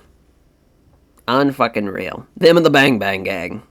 Just rounded it up. That's crazy. Yoshino, though, in 86. He's doing very, very well for himself. Ghetto with the Superfly Splash onto the Judgment Days. Dominic Mysterio. So the CTU picking up wins some more. CTU 8-1. Judgment Day 2-7. They are losing time and time again as the ECW Rituals pick up another victory. They are 7-2, beating 3 count Van Dam with a 5-star frog splash onto Evan Courageous, who is 2-7. So basically, their records are just flip-flopped. But yeah, 3 count. I mean, listen, Shannon Moore and Shane Helms, like, they could have a good match with Van Dam and Sabu. For sure. It's just crazy. Again, that, obviously Van Dam just much better than everybody else in the match. Which is fine. Fine for the time being. Gen X, though. Austin Aries, Alex Shelley, and Jack Evans. Fucking Alex Shelley with a 91. As they beat Team Canada. And Gen X 6-3 with Shelley and Jack Evans. Boy, they are rolling. Absolutely rolling. A part of me, again, I think Roddy, I don't want to replace him with Shelley. I don't know if we should swap out at least Aries and Shelley, so that way we can at least try a bunch of different combinations with them. That way it's kind of the most fair. And then probably once they get to the playoffs, do the original run with Jack, Roddy, and Aries. I think that's probably what we'll do with them. But yeah, they are, 6-3. They're looking good. If they make it to the playoffs, of course, a lot of things can happen. And the Elite beat LAX. And that will probably do it for Cody, at least. We'll still keep him on retainer in case something happens. But Omega's going to beat Santana here. Again, Nick Jackson just doing his goddamn thing. The Elite 9-0. But of course, our main event, the undefeated teams will collide. Still, we still got to wait for that. And how about an upset? The Second City Saints beat Death Triangle. I love this upset, though. That's a fun upset. Ace Steel beating Pac with the Twisted Chain. That's crazy. It wasn't even Punk who got a finish. Wild. Wow. So, yeah, down goes the Elite. 8-1. Shout out to Second City Saints. They are 4-5, so they might make it to 500. Hell of a win. And there we go. As far as for Team Extreme and the Kings of Wrestling, they get another win. Both teams, though, here, as far as especially for Team Extreme, they're still in the playoff hunt. For the Kings of Wrestling, though, they have dropped down to 5-4. Matt Hardy pinning Larry Sweeney with a twist of fate. I'm shocked that this only got a 78. There's 2 guys that went above an 85, one with an 82. Kind of shocking. I know Larry Sweeney had a 55, but still. That should have probably been better. Here is our main event in Team Angle. Does in fact beat Los Gringos Locos, which I think is the right call. Obviously Kurt better than Eddie, Shelton better than Art Barr, and Charlie Ross better than Black Cat. So they were the better team. Kind of crazy again, it was only an 80, but the crowd just never got back with it. Which is unfortunate, because that match should have been amazing with all the parties involved. Unreal, though. Again, crazy that we had, as far as our 5 teams that walked in undefeated, we leave with 3. So now we are just down to 6 undefeated teams. Just like that. I believe, 6. Or is it, no, it's 7. Sorry, it's 4-3 now. wild stuff. And that's just before we even get to the 10th week. Oh, let's put over Yoshino. He's been great. I feel like he definitely deserves some praise. Proud to say, as far as trying to think who could. Honestly, Shannon Moore, he's been doing really well for 3 count. I gotta praise him for just keeping it going. Shingo, I mean, the guy has been busting his fucking ass. And they just keep losing. Give him a hug. I just feel bad. Naito, come here. Give you a hug, buddy. You guys are getting fucked over. Left and right. Yeah, Marco's done. Yeah, had that bruised eye socket, but he's working through it. And still making $62 million a fucking show. Shares one off. Hey! Unfortunately, it's only minor. Sure. Ooh. Just annoyed by that. That's crazy. And there we go. Good shit. Yeah, you screwed up. Now you're facing the consequences. I think that's pretty fair. A lot of people just not liking that. Sure, favorite of mine. Yeah, because, I mean, Edge has been tremendous. He's been really, I would say he's definitely going to be an all-star for the Premier League. I'd say early odds of, as far as who's going to be a part of that all-star team for the Premier League. Edge, for sure, definitely going to get a consideration. Kurt Angle, I think, is a lock. Same thing for Eddie. Those two guys are going to be locks. Probably Omega, for sure. He'll probably be another one. That's a lock, or maybe at least potentially. But this still, again, injuries can happen, you never know. But yeah, now on to Night 9 for the National League.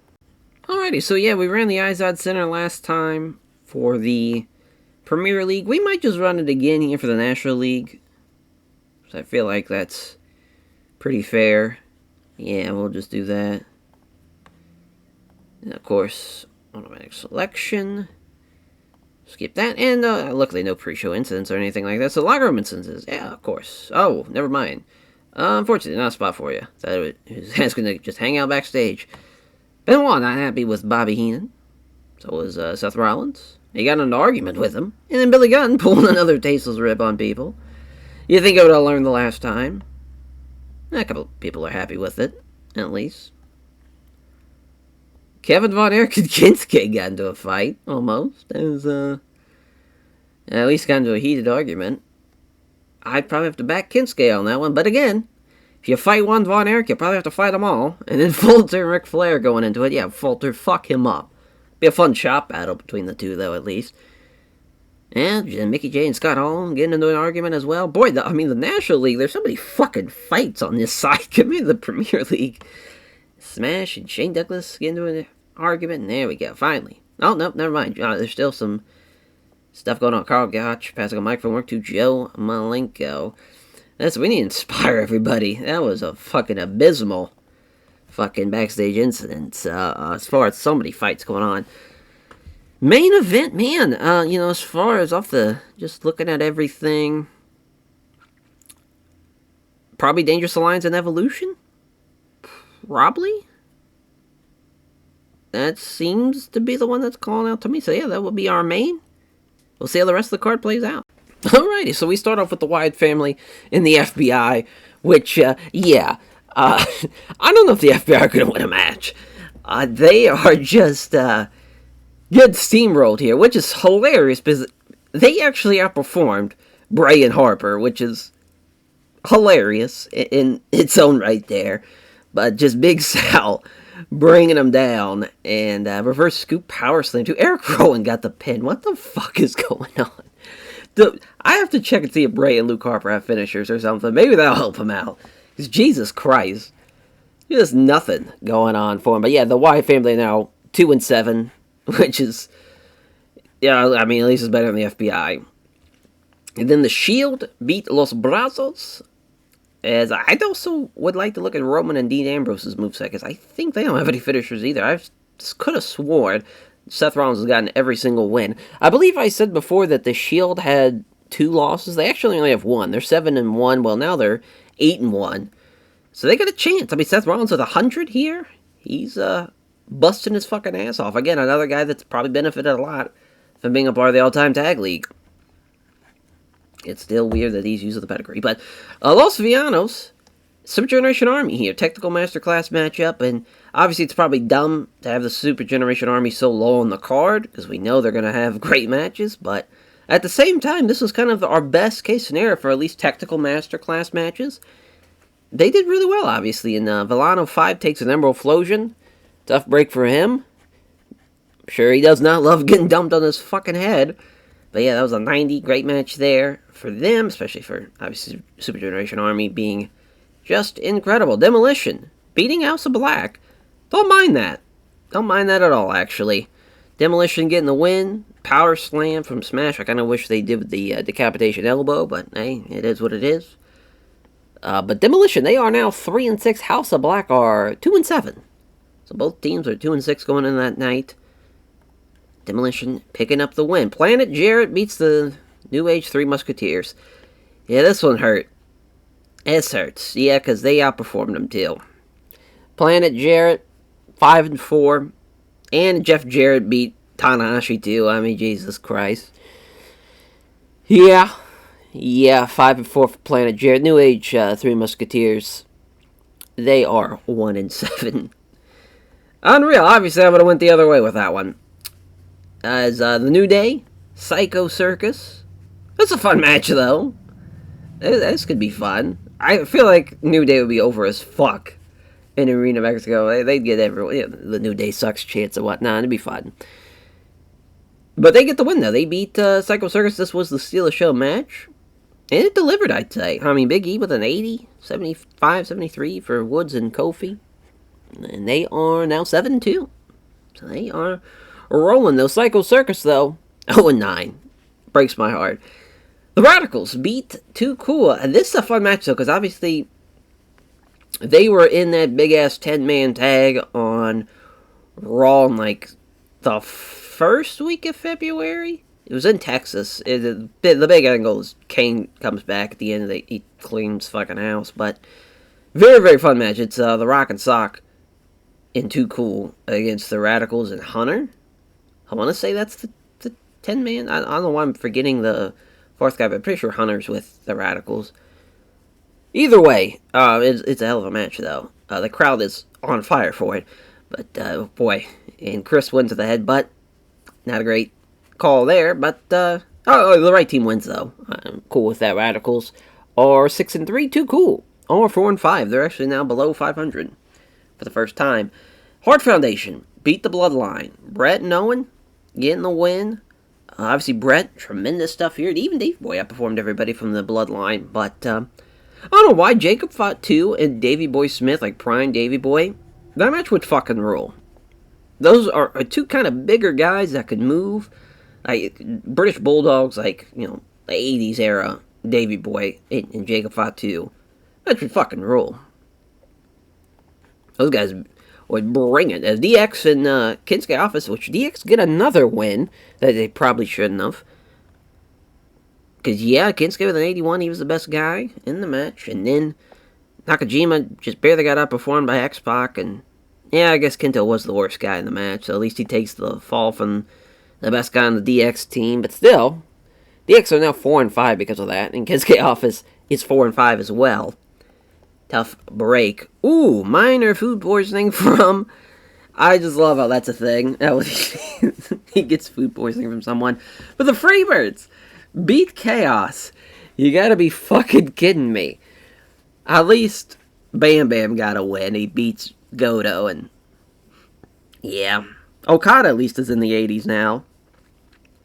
So that's great. Almost all the Freebirds were off their game too. Ishii was off his game as well. Just a shit show. Absolute shit show of a match. But the Freebirds, though, yeah, they're 4-4. Or actually, not 4-4. They're, I believe they're 4-5. Yeah, 4-5, not 4-4, obviously. So the Three Musketeers keep it rolling. Another win, and they beat Saruta Gun probably, as far as not great to have this in the States, but at the same time, I feel like they could get away with it, because it's still a good match at 88 still, and Chono beats Jumbo with the Yakuza kick. Kind of crazy Fuchi didn't take the fall. How about it? Yeah, Musketeers 9-0. Saruta Gun is 4-5. Losing record for Saruta Gun. Kind of crazy. Ministry of Darkness beating the Suzuki-gun team. I figured this would be, maybe not as good, actually, as an 85. But Bradshaw with a 98. That's fucking crazy. Shout out to him. I don't know what the hell happened there. I mean, he brought it. They're 7-2 now with that win. Suzuki-gun, of course, are 2-7. Thought they were going on a bit of a run after starting off a little slow and losing every match. But Bradshaw with a clothesline from hell on to Davey Boy. Tough. Speaking of tough, NWO keep it rolling. They beat Ringkampf. The Outsider's Edge from Scott Hall onto Volter, which is crazy. Again, Volter probably wouldn't have taken the pinfall. It's crazy that also they lost because Ringkampf definitely outperformed them. Wild. That would have been a Ringkampf win for sure. Instead of 4-5. Unreal. Unreal. 87 here as well. So Horseman beat the Von Erichs. Rick Arn doing well. Everybody else, not so much. Slightly above average, really. Or just slightly. Yeah, just slightly above average, really. Some, above average for sure, like Arn. But Arn gets the one with the Spinebuster with a pin over Kevin Von Erich, which is the worst of the three, so that makes sense. It's a good win, though. Good match there, an 87. Next matchup, I'm surprised they only got an 82. Chris Candido taps out Luke Gallows. That's hilarious. So, yeah, the triple threat getting a win. The triple threat, also the Horseman, 9-0. Von Erich's 3-6. Now with that, as far as for the triple threat, beating Bullet Club here again, poor Bullet Club, and poor AJ Styles. He at least gets an 87, so at least he's not in the 90s, but still. They were the better team, at least the triple threat, and Shane Douglas is getting better, too, so that's helped them out. Triple threat, though, they are 7-2, rolling a little bit, especially if Candido and Shane Douglas can get into, like, the 80s. They could make a good run, potentially, if they make the playoffs. 94 for the Dangerous Alliance and Evolution. Hell of a main event. Dangerous Alliance beat them, too. So the Dangerous Alliance are 7-2, and Evolution is 6-3. Tough loss there. Both teams were 6-2, and yeah, big main event. The shotgun too on the Randy Orton. Orton goes throat first onto the rope. Right team wins. Steve with a 99, Rick Rude with an 80. Even Bobby Eaton did well. He outperformed Batista, so that was good stuff. Good stuff there. Yeah, 92 increased the popularity. I'm assuming that's going to be in Tasmania again. We'll put over Hunter. Put over Rick Rude. I don't want to put them over, but they're undefeated. Even though they shouldn't be. Actually, fuck it. Piece of shit. Oh, yeah, we've put over the Musketeers a good bit, I feel like, already, so. It has been at least a minute, though. Yeah, Chono, he just beat Jumbo Tsuruta. So, that's a huge win. Great job. Way to beat a fucking goat. Yeah, because we put him Hashimoto at the end of February. Good stuff, though. Good stuff. Everybody seemed pretty pleased. Yeah, again, Goto with the fucking food poisoning. Catering's shit. Yeah, Tasmania jumping up at least to 2 points. 82. Yeah, I'd say it's a huge success. I'm sure his career will suffer. And didn't go well with Luke Gallows. Yeah, that's what I forget as well. As long as they keep it professional. Good shit. Ooh. I don't know. I think Chris was a cuck, to be honest. Now, the more I think about it. But at the same time, I love Chris. As far as, this is all just regarding the Click and Sonny and all that. So, I'm just gonna say that Sonny's not here, so the boys should be fine. Again, I can't just say support Chris Benoit. It's a crazy statement to say in general. So hey, let the boys figure it out. But yeah, down to the double digits now. So we just have. It's kind of crazy to think we have almost 22 shows left still. Doesn't feel like it, but it's, and that's just with one side too. It's actually probably a little bit more because yeah, you gotta just double it. Yeah, that's we literally have like 40 some shows left still. Unreal. Plus the playoffs and whatnot. And that's just the regular season. Yeah, on to day, or not even day, week 10 of the Premier League. Alrighty, so as far as for this week 10 show here in the Premier League, we have two of the undefeated teams battling it out, and that's definitely going to be the main event, as it's Team Angle and the Elite. Boy, oh boy, will that match just be pretty much incredible. That should tie, maybe not tie it. I guess now I'm thinking about it, because that is still the only 99 match, the Saruta Gun and Super Generation Army matchup. I do like it being in the West Coast potentially, but that would be kind of a hometown match, at least for the Bucks. Obviously, Kenny from Canada, but trying to think where else we. I know we haven't ran the Mid South area again, but I'm saving that as long as I can. Probably wouldn't be a bad idea though. Yeah, we ran obviously the Northwest. Yeah, and we still haven't ran there for the Premier League, so I think that makes sense to run here if we can, especially if there's a 20,000 seater. Yeah, the Rose Garden in Oklahoma. Damn. Yeah, Arlington Stadium. About to say AT&T's. We're not selling that out. And the old Astrodome. Yeah, mainly just the basketball venues. I always forget. Yeah, the Alamo Dome. Yeah, we'll run we'll run Oklahoma just in case we want to run Texas for the National League. Again, yeah, just automatic. There, perfect. Skip that. All right, locker room incidences. Oh, sure, Marfuji, come on in. The Brave could have probably had a shot of making it with the amount of talent like Marfuji and maybe even Sujora, but I'm sure we would have got a third guy, obviously, but it didn't go against it. Oof. Oh well, she has a deep friendship with Billy Gunn, but then that's all right. Sorry, the spot's available. Yeah, come on in, Noble. Fuck it. Gary Young, nope, no spots.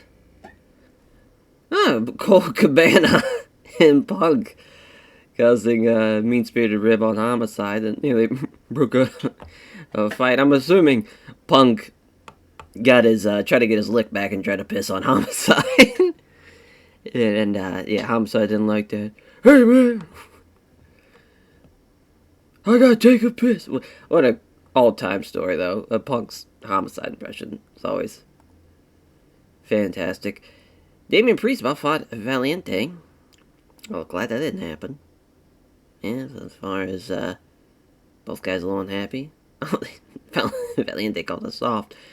Punk passing on tips on Microfork again. Ass backwards there. As far as it should have been Steel passing, which again, I don't think Punk needs any more microphone work skills from Ace Steel.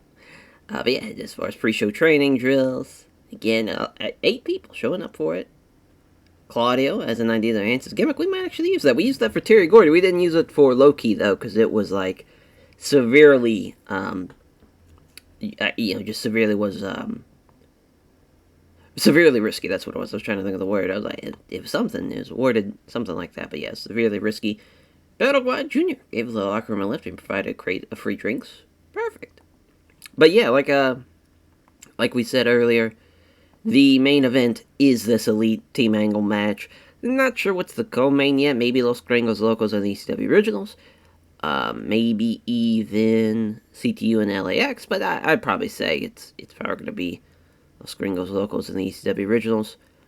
Might even be Death Triangle and Judgment Day. Who knows? Probably not, though. Oh, actually, Triple X and Filthy Animals might actually be a good little co-main as well. There's a couple of options, but definitely the main, the Elite and Team Angle as they race for the 10-0 spot. Alrighty, so we open up the show with this banger as 3MB beat the Spectral Envoy. Jinder gets the win with the Camel Clutch, which, yeah, that's his first win as far as a part of the 3MB. Yeah, at least Drew and Slater did well, but fucking Christ. Just another brutal opening matchup. They're now 3-7, whereas the Spectral Envoy, they are 2-8. They were both 2-7 going into tonight's show. I mean, a potential huge tiebreaker win there. Obviously, it's not going to matter as far as probably playoffs-wise, but at least as far as potentially getting back to 500, both teams desperately needed that win. Team Canada beats Kai and Tai DX as far as we see Petey Williams getting the one. We got to make sure he's got the Canadian Destroyer because he keeps on winning with sharpshooters, which is fine. But, come on. He's the guy that fucking either broke wrestling or made it better, depending on how you view that move. But, boy, you know, as far as Team Canada now, they're 3-7, or 3-7. Whereas Kantai DX, they are also 3-7. So as far as both teams were, especially for Kantai DX, they were actually close to 500, and now another step away from that. Petey and Bobby Roode did well, both in the 70s. 71 here as well as Undisputed Era, beating the Jurassic Express. Bobby Fish with the moonsault again. Crazy that Bobby Fish keeps on winning with moonsaults. They probably would have won with Chasing the Dragon if I had to guess on old Jungle Boy. And they clearly were better. Obviously, I would have had this.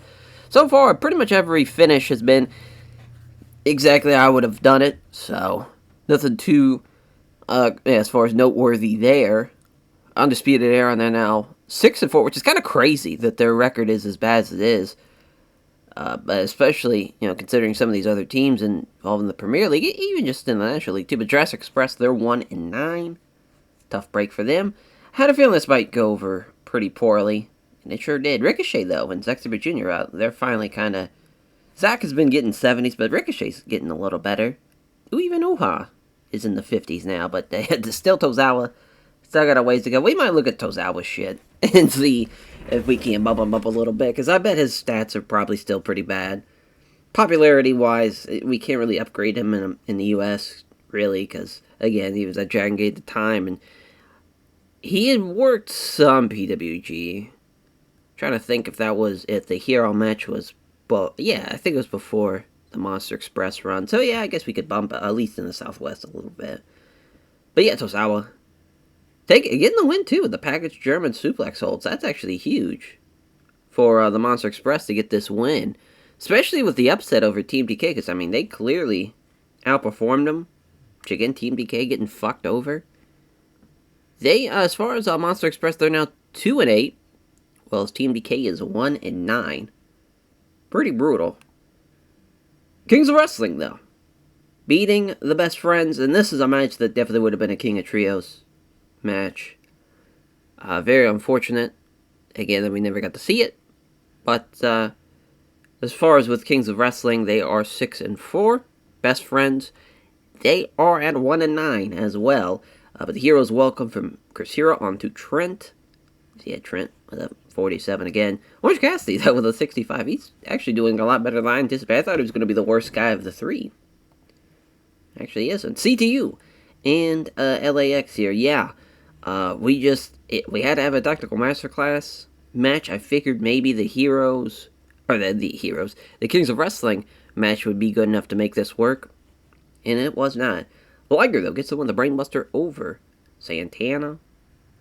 And yeah, I mean, as far as it was 62, so not great, but they at least are going on the right track. And yeah, CTU now 9-1. Rolling right along. Blood Generation beating the OG Bloodline. It's blood on blood. Here as the OG Bloodline taking the loss. They're now 4-6. Blood Generation, they are 6-4. Pretty close, actually. I mean, obviously, Yoshino and Doi were the better people in the match, but Shima was the weak link too. So, I mean, we could have had easily one of either the Usos or Sammy beat Shima, and it would have made sense. And Yoshinoya was off his game too, so that's kind of wild. Jin next, beating the Bang Bang Gang. Poor Bang Bang Gang. They're now 0-10.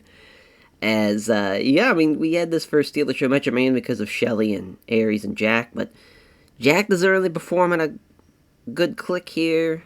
Alston Aries almost outperformed him, but Alex Shelley again, being the fucking man. It's crazy the Guns are actually doing a lot better than I anticipated. I figured they'd be like in the 20s. But now they're actually rolling right along. But it's probably a little too late for them to get better at this point. God damn it. Well, I mean, at least they are technically the better team, which is fucking hilarious to say. But 3 count beating LIJ here. Vertebreaker, too. Shane Helms with a Vertebreaker. I mean, that's a hell of a finish. And he hits it on Shingo, too. That's crazy. But they're 3-7. LIJ, 0-10. Unreal. Just shaking my fucking head. Shannon Moore was off his game, too. Shannon Moore, best guy in the match. There's 2 IWGP Heavyweight Champions. And a guy that could definitely be a Heavyweight Champ, but they won't put the belt on him because he's too small. In Hiromu. And then you got the 3 count side, which, I mean, Shane Helms is Shannon Moore was like kind of more like a prodigy more than anything of how young he was.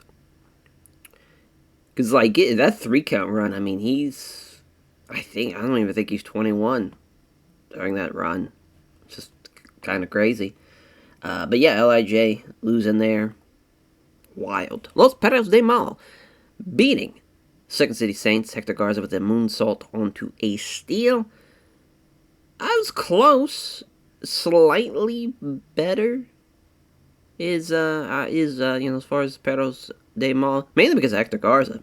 Garza was kind of the thing that kind of separated them from the pack. Second City Saints are 4-6. Los Perros de Mal are 6-4. So just kind of flip flop there. 2 records. Yeah, I mean, again, Pedro Aguayo Jr. thought he'd be a lot better, but again, he never really got like a main promotion push in the States. You know, like, at least Hector Garza, he worked WCW, but obviously was on like the lower end of the scale of that, and obviously worked TNA during like the World, the World X Cups, and obviously, Eserios, that run there, even though it wasn't particularly successful, it still was on WWF television.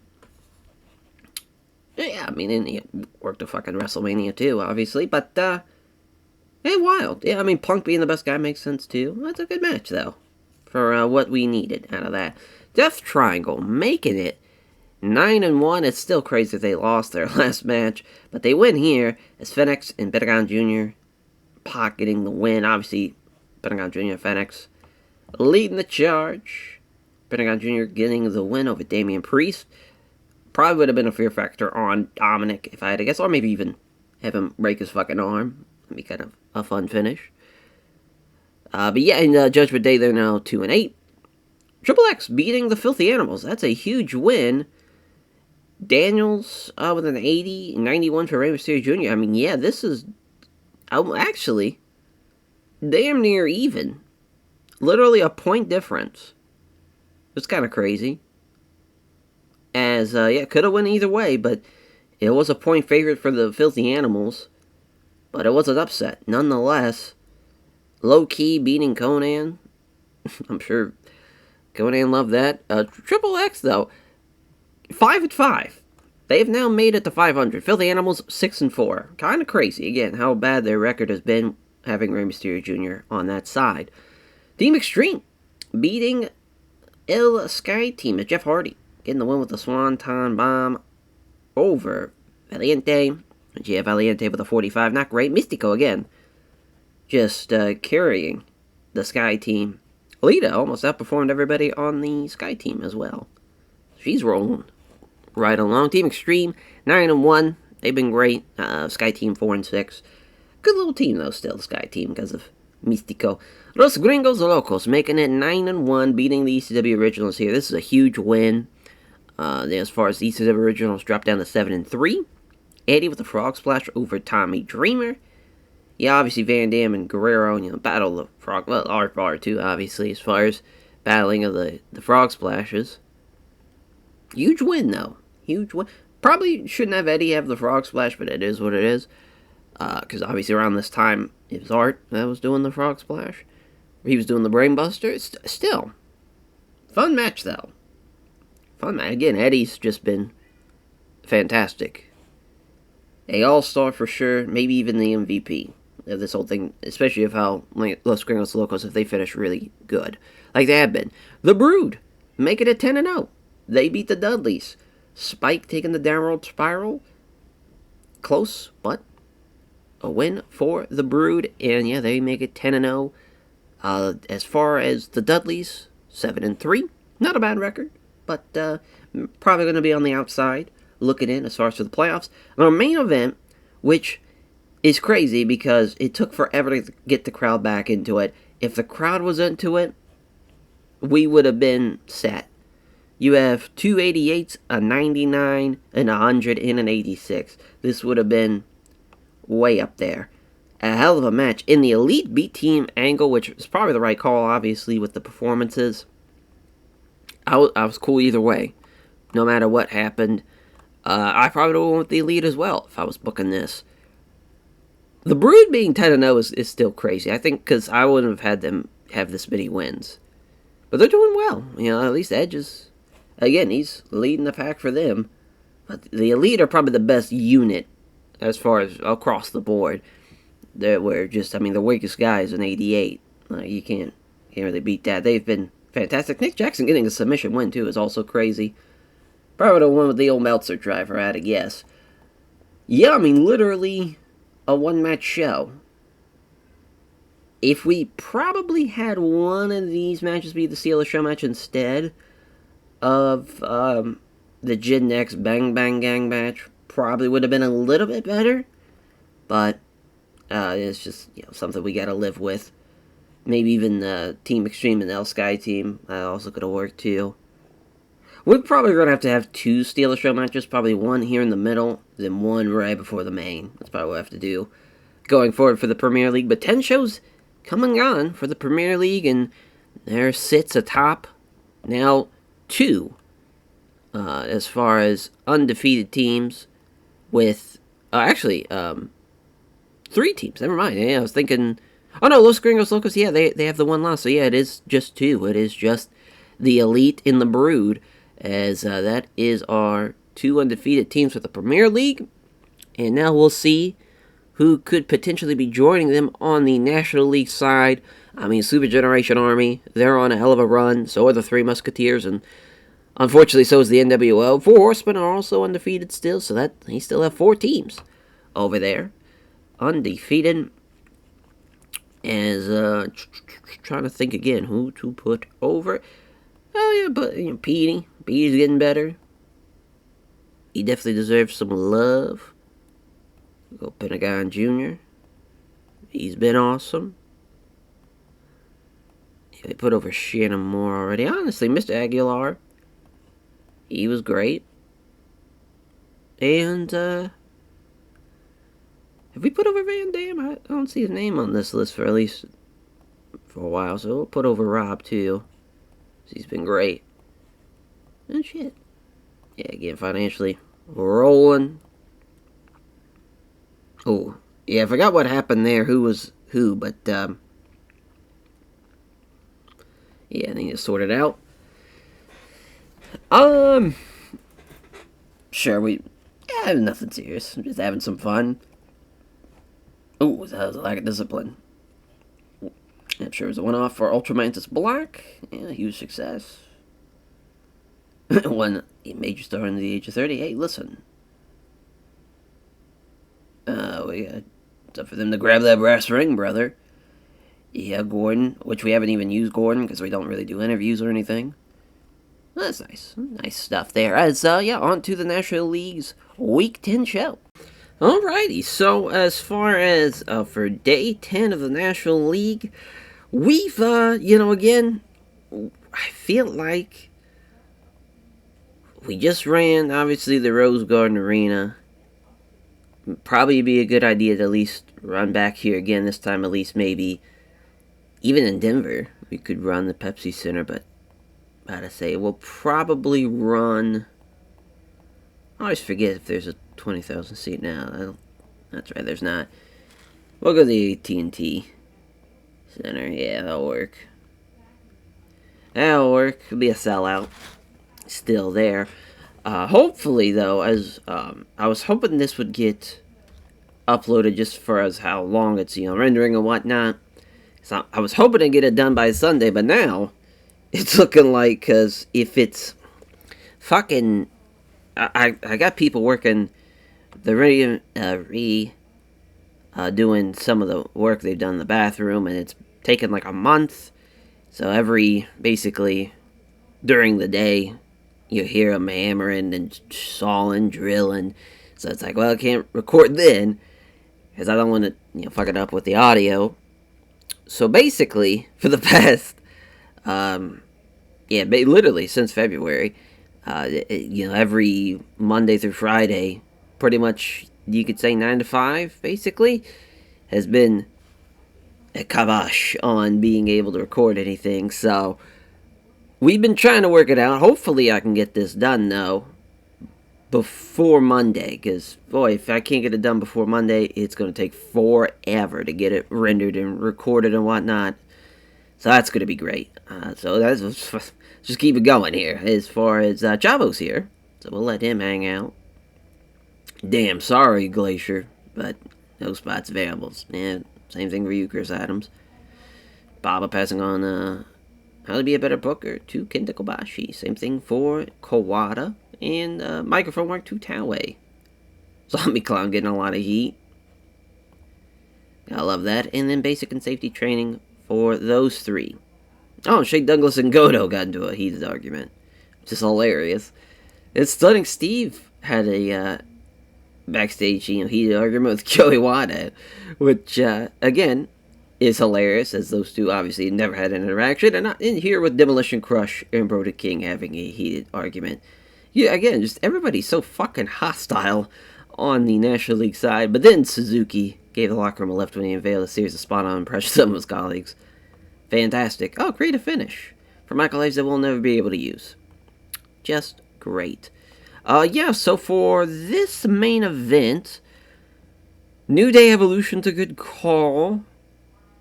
Obviously, as far as Three Musketeers and Four Horsemen. They're both undefeated. Yeah, that's definitely the main. Co-main might even be the Ministry of Darkness triple threat. And then do New Day and Evolution. Yeah, that's probably the top 3 matches, if I had to guess. Also, Super Generation Army Suzuki Goon's fun, but there's Suzuki Goon on here twice. So I'm sure something got fucked up there. So we'll have to look at that and make sure everything's all squared away there. Alrighty, so yeah, easy fix. It was just, instead of 2 Suzuki Goons, it needed to be Tsuruta Goon and Suzuki Goon. So, easy fix. We also have a new main event as well, which I did not notice what match it was until obviously once we started adding everything to the booking sheet, and my god, did we luck into absolute perfection. But Demolition beat Kensuke Office, so that's actually a huge win for him. Pretty close, actually, as far as it's an upset for sure. But Demolition, as far as that, is their 4th win now? 4-6? Kind of crazy. They've got more wins here than they did during the All-Time Tag League. Already. It's already been just 10 weeks. But they are cruising. Yeah, full Nelson Slam, 2 from Crush. Onto Kento Miyahara. Next matchup, Planet Jarrett beating Too Cool, which this is a win for Planet Jarrett, and that's going to be 6-4 as well. Jeff Jarrett with a stroke on Scotty 2 Kind of wish it was Grandmaster instead, but that's alright. Bride Christopher, but Too Cool down to 4-6. Again, it's just crazy how far they have fallen after having a quick little run in the beginning. 73 for Bullet Club and the FBI. Carl Anderson getting the win with the gun stun on Tony Mamaluke. Again, as far as Guido and Mamaluke, this time at least Mamaluke's not even in the 60s. So definitely the right team wins, though. AJ getting a win. He doesn't even get a 90 or anything. But that's because, the match was about 10 minutes. So, but Bullet Club 4-6. The FBI, to no surprise, 0-10. Los Brazos and Ringkampf, of Ringkampf getting the win. Volter getting with a powerbomb on Brazo de Plata. Yeah, Brazo de Plata with a 38. Pretty brutal. Ringkampf, 5-5. Ran at 500. After 10 weeks, yeah, Volter, best guy in the match. No surprise, second best guy in the match, Timothy Thatcher again. No surprise. Even Axel Dia, the Jr. outperformed everybody from Los Brazos. That's kind of a shame to see. As the Shield beat Los Vianos. As for Los Vianos, 1-9. Funny enough, too, if this gets released on Monday instead of Sunday, Viano 3, that would be the 25th anniversary of his matchup with Atlantis, the incredible mask versus match, maybe the best mask versus mask match, at least that's on film, because I want to at least give me a little bit of room to work with, for the pre-filming era of Lucha, as far as in the 20s and 30s and 40s and even the 50s, and even past then, when they thought it was better as just a live event, not really as a television show. But Roman gets the win with a spear over Viano 4, and the Shield are 9-1. Of course, picking up another big win, and Rollins with a 94, just the head and shoulders carrier of this one as well. My God, nobody even close. DX being the new Three Musketeers. The amount of times they have beaten the Japanese Pro Wrestling team has pained me, and they do it here again. 1-9 for the New Age Three Musketeers, and 5-5 for DX. Pretty brutal. Shinsuke and Tanahashi outperforming X-Pac and Road Dogg and Billy Gunn. Literally, the only person, and Shibata outperformed Billy Gunn. He outperformed Billy Gunn too. Just Road Dogg outperformed Shibata, which is insane to think. The dog pound too from Nakamura onto Nakamura from Road Dogg, insane. They got absolutely fucked over. Unreal. DX though, 5-5, insane. Wyatt family though beat the Bloodline. That is their third win now. They have tied the Bloodline. Both teams now 3-7. As Bray Wyatt, definitely doesn't have the finish because it just says pinned him. So we have to definitely look at and give him Sister Abigail, and probably give him the big senton as well as like a secondary finish. As the NWO beat the Psycho Circus. Kevin Nash pinning Murder Clown with the jackknife. And Psycho Circus again, 0-10. Brutal stuff. Them and the FBI, winless. And with the NWO jumping up to 10-0. Yeah, we even tried to have it be a Steel Show matchup to try and help, get the crowd kind of back into it, but it wasn't probably the best idea. And Murder Clown almost got injured from Hogan. Dangerous Alliance beating the House of Black. The Dangerous Alliance are 8-2. House of Black is 2-8. Not a great run for them. They were getting some wins in the beginning, but now, even though they've gotten better, it's still a long ways away from everybody else. I mean, just, stunning Steve Austin alone with a 97. Just, pretty good. As I believe he pinned Brody King with a stun gun, which is crazy. Probably would have just beat Buddy Matthews, if I had to guess. As the Radicals beating... they do beat him. I thought for a second Saruta beat him, but no, they do beat Saruta here, Taue, Jumbo, and Fuchi losing, with Benoit getting the win with the crossface on Jumbo Saruta. Again, crazy Fuchi does not take the fall. As for the Radicals, AR 7-3, Saruta 4-6. I don't think any of the... Besides the Three Musketeers, actually, which is crazy, because they are right now undefeated, I don't think any other Japanese pro wrestling group on the National League side has a winning record. Kind of wild. Super Generation Army, too. Those two. And they're both undefeated, so... That's the way she goes, I guess. But Dean and Chris Perry getting the win. That's an 85 as well. Hart Foundation beat Chaos here, with Brett tapping out Goto with the sharpshooter. Tough break for Goto. He was the worst guy in the match, so I can't be too mad about that. Hart Foundation, though, 9-1. Chaos, 1-9. Brutal. Pouring out for him. As a Super Generation Army beating Suzuki Gun. It was a 98. That did way better than I anticipated. Just obviously we know Kobashi, Kawada, and Masawa are going to do well, but didn't expect it's to be a 98 out of that. But Kobashi with a burning Laird over the Texas native and Lance Archer, that's kind of tough. Probably would have had Davey Boy lose here, but yeah, I mean, Super Generation Army, fucking 10-0. They are undefeated after 10 weeks of action, and I don't know if there's any team that's going to beat them. They are just unreal right now. Evolution beating the New Day as Orton with the RKO onto Xavier Woods. Evolution is 7-3.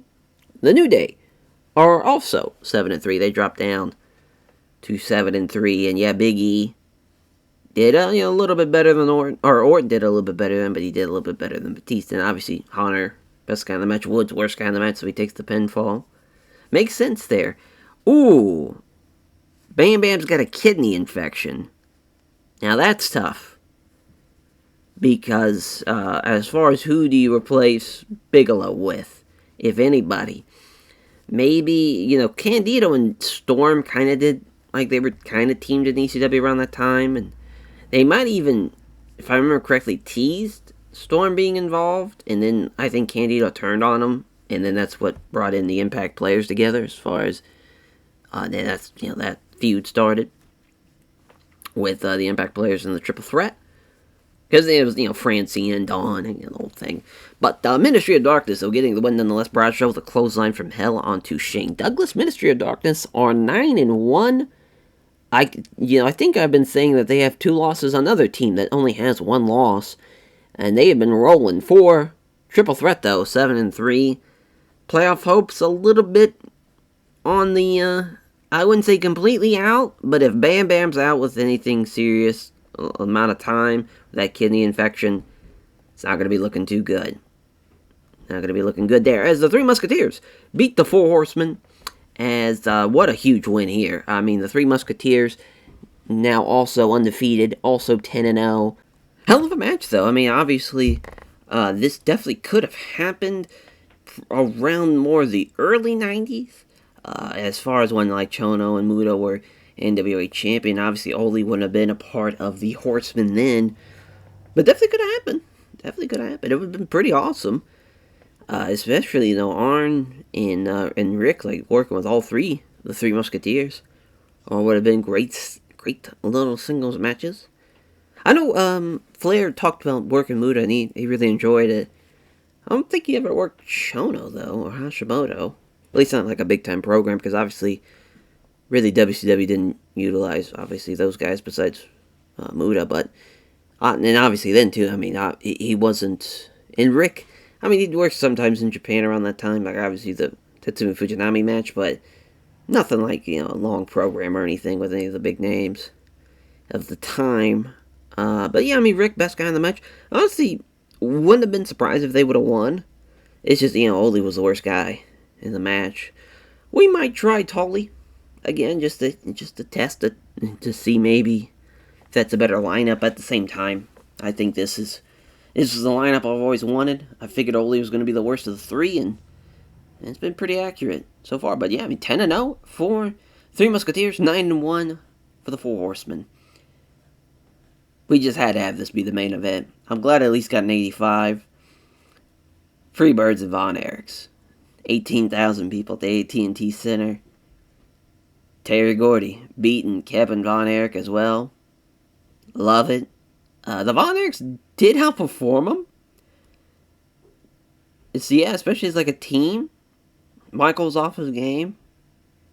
It's really Kevin, was a 65. He got outperformed by Michael and Buddy, but obviously, Kerry and Kevin, or Kerry and David rather, outperformed Michael and Buddy. It's just, Terry Gordy, the goddamn man. For the Freebirds, Von Erichs and Freebirds right now, they're a win apart. Yeah, but that win now bumps the Freebirds up to 500, drops the Von Erichs down to 3-7, which is tough, but yeah, we had to have this be the main event. Sure, it's going to bring the match, or not the match, it's going to bring the show overall rating down, but fuck it, we already fucked up by not having the Super Generation Army match be the main, that 98, but a good show nonetheless.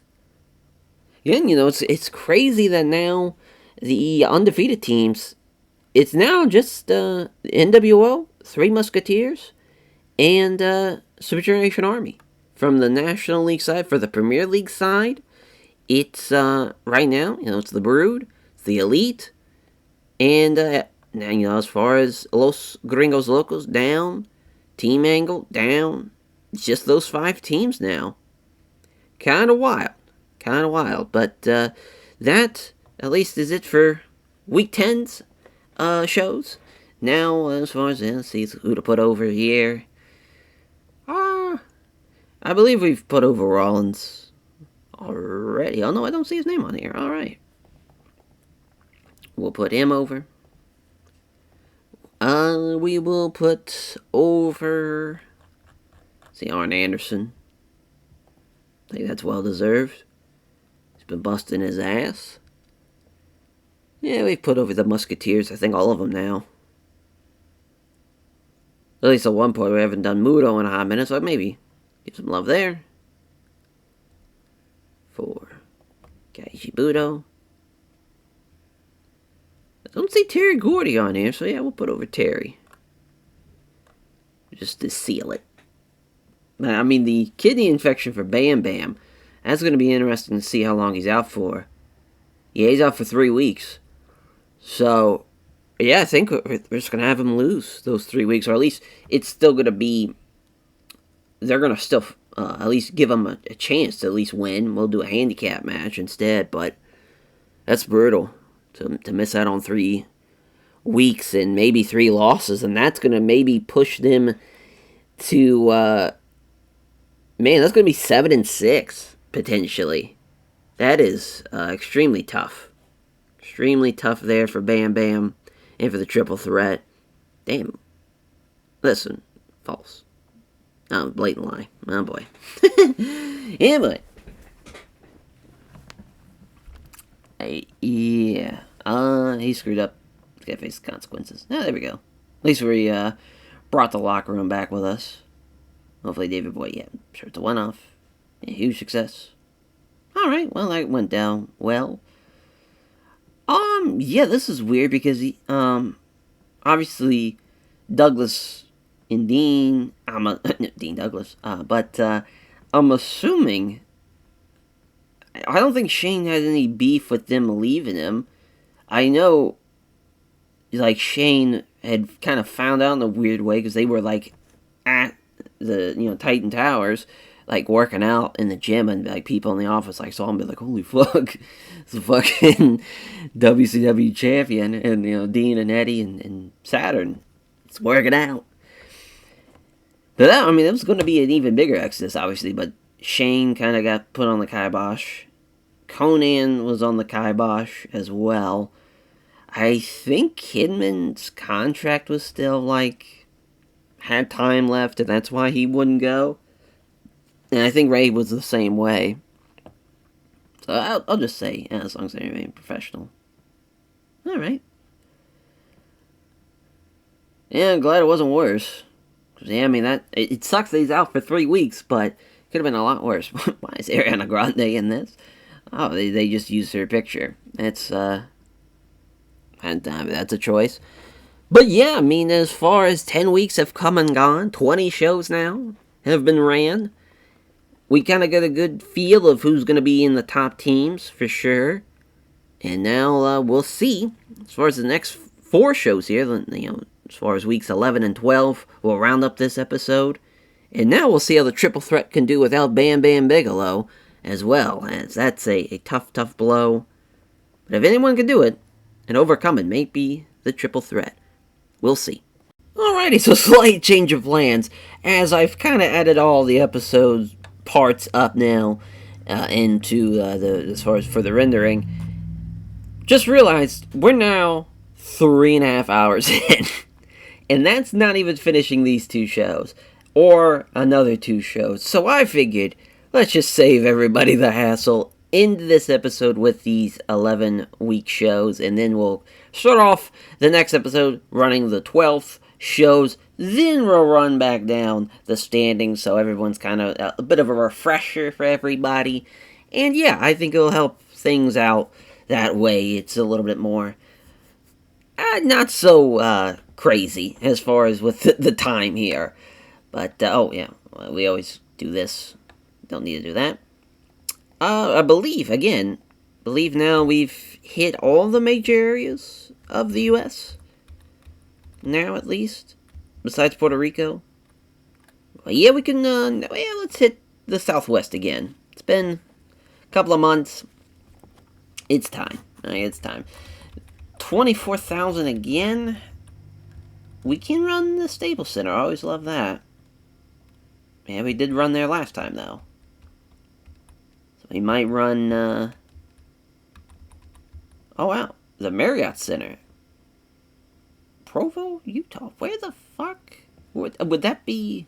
I'm trying to think of that. If that would be BYU's, like, basketball stadium. I don't think that would be it. That's a lot of people. I don't know, though. Yeah, the locker room incidents here. No. Not gonna be able to use your offer. Sure, Mosh, hang out if you want. Why not? Damian Priest got a lot of heat. Boy. Yeah, as far as he's gonna get stretched out. Stu Hart turns up very late. The Lesson Stu can be very late. He's kind of an exception to the rule. There's some, again, people showing up for the basic and safety training drills pre-show. Hero passing on psychology tips to Orange Cassidy. Claudia passing on psychology tips to Frightmare.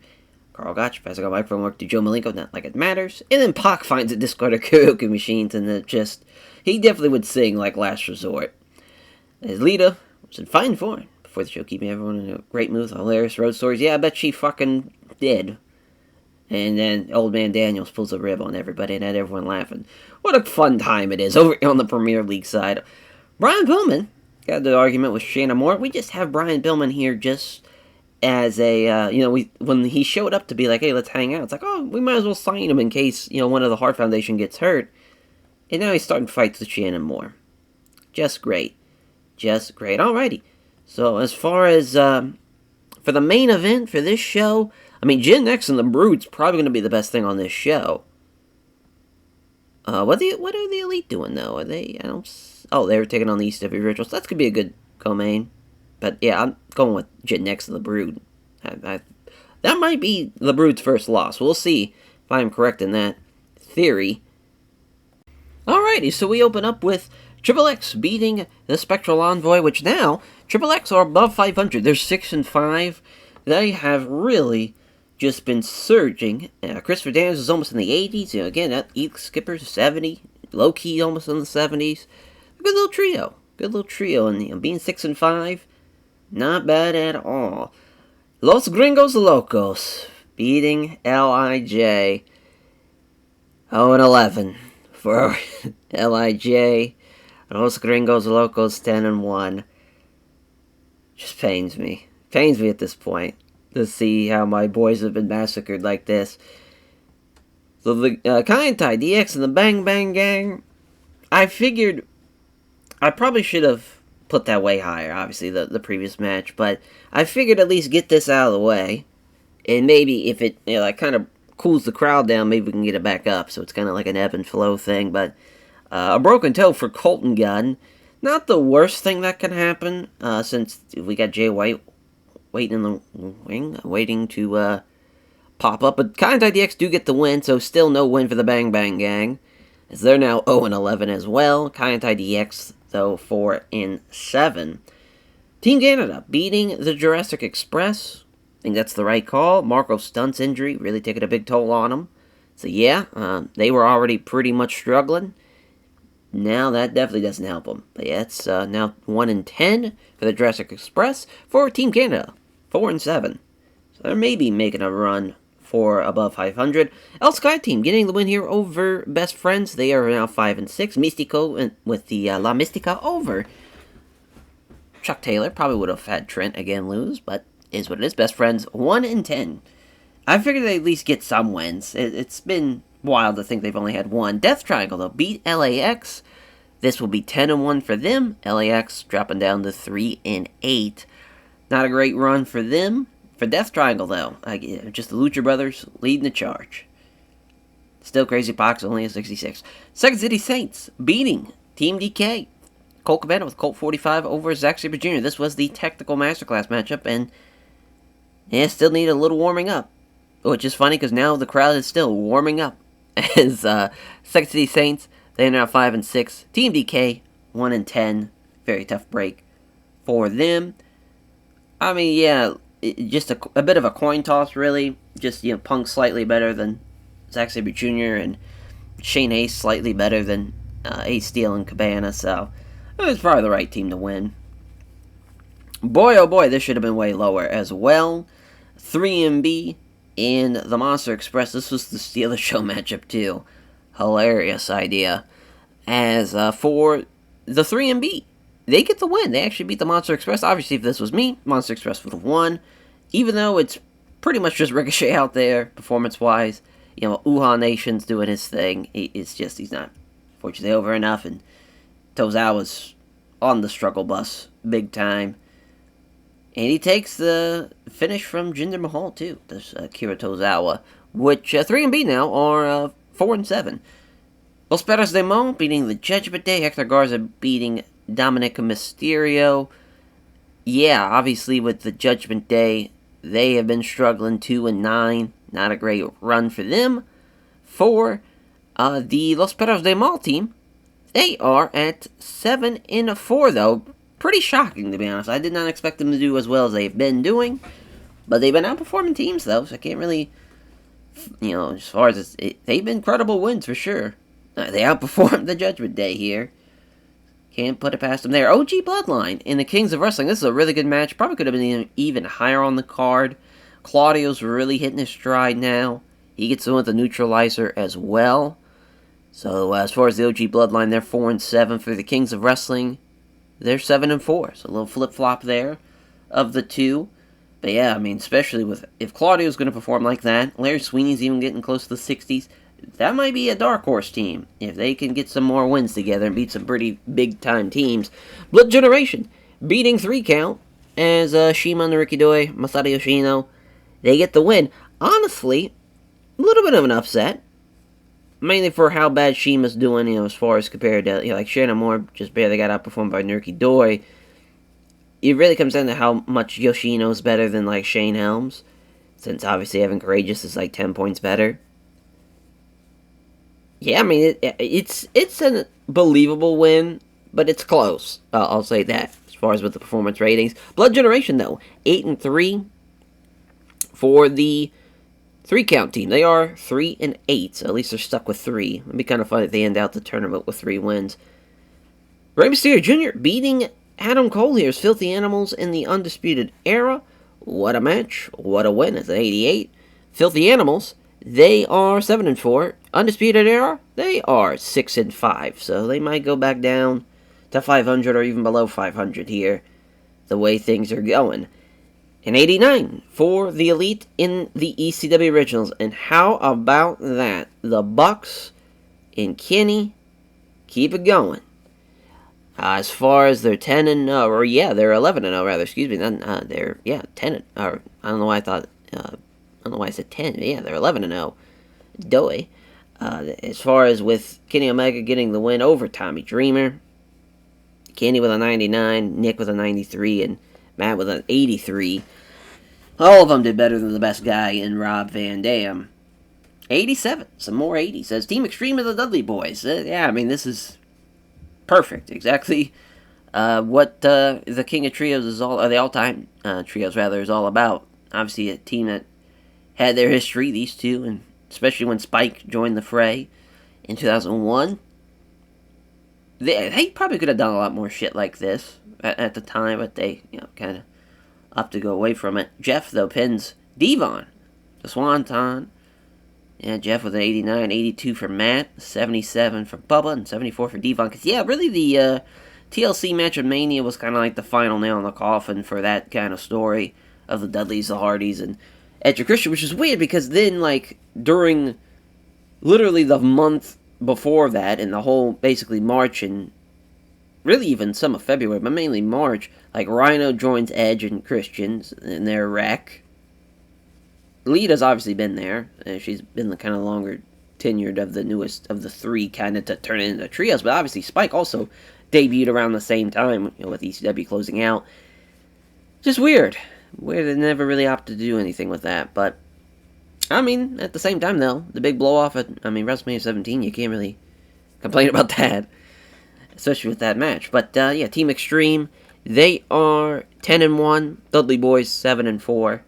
Tough break for them. A 97 for CTU and Team Angle. Hell of a match. Team Angle gets the win. They are still rolling. And they're a tough team to beat, for sure. But, obviously, the Team Angle, the Elite match, that was a crazy match. Here, Shelton is even getting in better in-ring performances now. He's 91 here. That's crazy. Him and Kurt are just rolling. But yeah, the one loss, though, unfortunately. On to Mega than Jin next in the Brood. Thought the Jin X team was going to beat him, honestly. Fucking Jack Evans. I don't know what happened. Kind of shit the bed out there. Man, tough. Thought they had it. Honestly, they did have it. They did. As far as, because Jack outperformed Christian. It's only a 5-point difference between Edge and Alex Shelley, and Gangrel, was 13 points below Austin Aries. Wrong team won. I'll say it. Should have been Jin next, but Brood keep it going. It's still the Brood and the Elite. Pushing the fucking pace for the Premier League. Hell of a show, though. That's been one of the better Premier League shows by a mile. Especially of this episode. We haven't had a lot of great success. Let's try to put over some guys that could use some love in here. So, Pac, for what he's been doing with Death Triangle, if they get him up to another level, they'll be great. Same thing for Charlie Haas and Team Angle. They'd be unstoppable. Lita, give you a hug. Big wins. You've been getting wins. Actually, come on. It feels like that's sexist to give her a hug. It's just, yeah, she's awesome. She's one of the guys. She's one of the boys in the fucking back. She's been earning her stripes. Trying to think who else. Maybe R-Bar or Black Cat. Let's go Black Cat. For Los Gringos Locos. Yeah, Colton Gunn getting injured. Yeah, he'll be fine. Yeah, more money. More money, more problems. Again, Tasmania getting a big bump. Listen. Got faith it'll be more consistent. It's not like it is. Listen, he screwed up. He's got to face the consequences. Yeah, huge success. Stu Hart. No big deal. Oof. Like we're made of that. Yeah, I do my part. Fuck yeah, he's a favorite of mine. Stu's great. You gotta have a shooter on your side. But yeah, as far as for the Premier League, the Brood's run has been unreal. Definitely never expected them to be undefeated after 11 shows. The Elite, that makes sense, them being at one of the top teams and even undefeated. Like, it's not that much of a stretch, but there's been some great teams. Great matches and moments. And now we'll see how the National League does for their Week 11 show. Alrighty, so this one, pretty straightforward. We're just going to run the Southwest region again. I guess we could just run the Marriott Center again, but I kind of want to run the MGM Graham, just because I fucking love that place. So, actually, is Caesar's Palace? Yeah, but say that's the parking lot Caesar's. So we'll run there. And March in Vegas, that's not too bad, weather-wise. It's not, it just fucking balls hot type of thing. It's not, you're not going to be sweating your fucking ass off. So that's nice. And that's kind of around when WrestleMania is anyway, so it makes sense. See, locker room incidents, oh my god. Yeah, come on in, Boogeyman. I feel like if we turn you down, you're going to haunt our fucking nightmares. Oh yeah, that's right, he trained Roddy. I forgot about that. That's hilarious, though. That he got trained by the Warlord. That rules. As Dean Malenko, the passing on psychology tips to Tony and Mamalu. Carl Gotch passing on microphone to Joe Malenko. Fuchi passing on, again, probably asked backwards here. As Carl Gotch should have been passing on selling tips to Maso Fuchi. Jacob Fatu and James Storm are getting along pretty well. Wouldn't have guessed that in a million years. As, yeah, then Randy Orton, Grandmaster Sexy, apparently got into a huge row or something. Boy, watch out for your fucking bags. As far as not safe. And Big Sally Graziano and Brian Pillman having an argument as well. Boy, that would have been a hell of a fight there. Carl Gotch and Benoit. I would have loved to seen that, to be honest. Jumbo and Benoit. Listen, probably not the guy you want to be picking a fucking fight with, but Jumbo would bring it, though. I mean, the fucking Yokozuna, for Christ's sakes. I mean... Oh, no. No, I don't think he wasn't Yokozuna.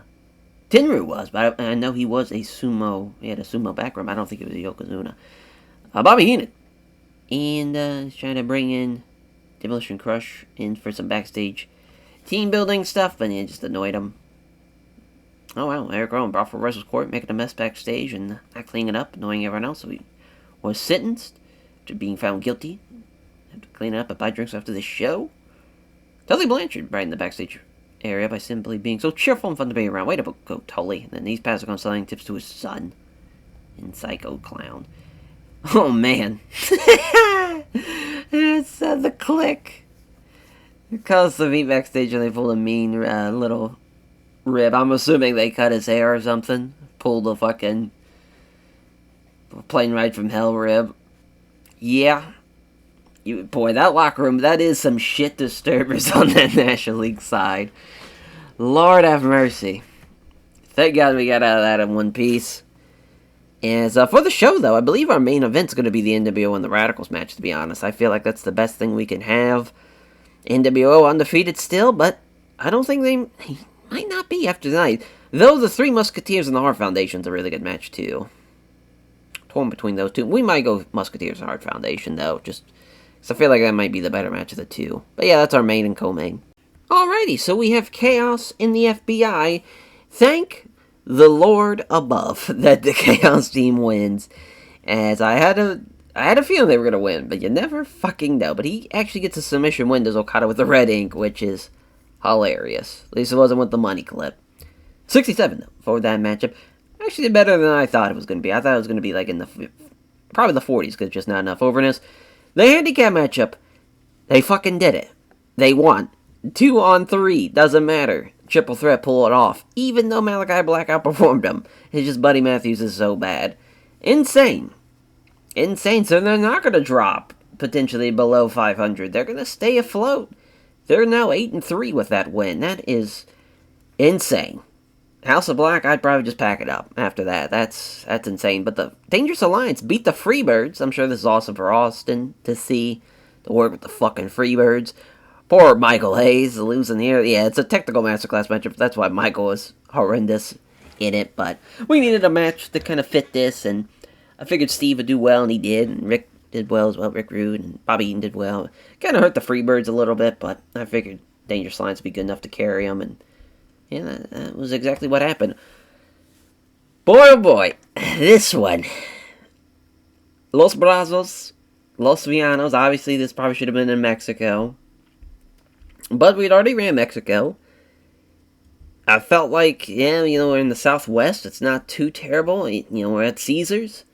It's not too crazy away from Mexico, but yeah, still.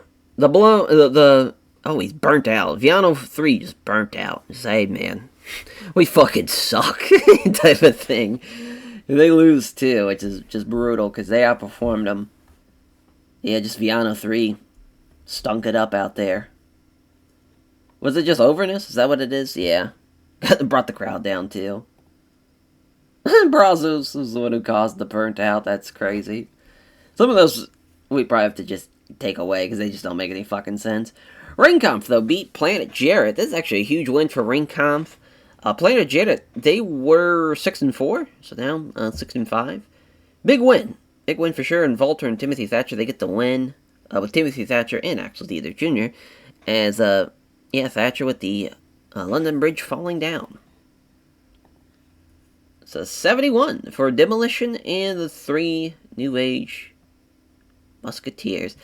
Pains me that they lost this one, to be honest. They outperformed them again. Another team they outperform, and another team they fucking lose, still. Because fuck us.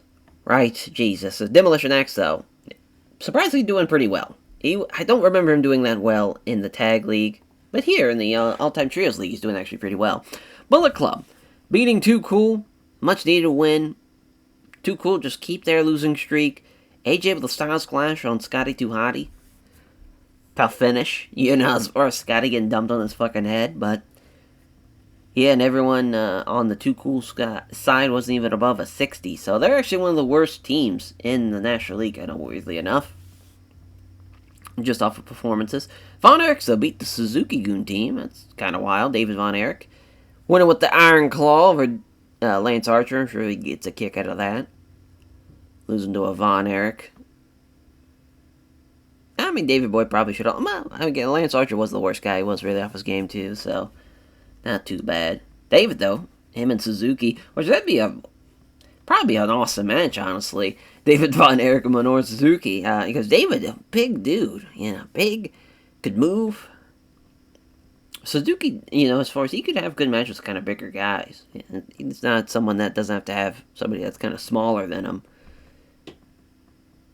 Also, David Von Erich could have a great match with Tomohiro Ishii. I don't think we've seen the Chaos Von Erich's match, but that would also be a good little back and forth. I don't think David would like kind of losing to a guy probably that, as far as short, but if he would lose to him, I guess maybe we'd just have him win all the time. But DX beats the New Day. I don't know what's going on with DX, but they keep on beating teams they shouldn't be beating.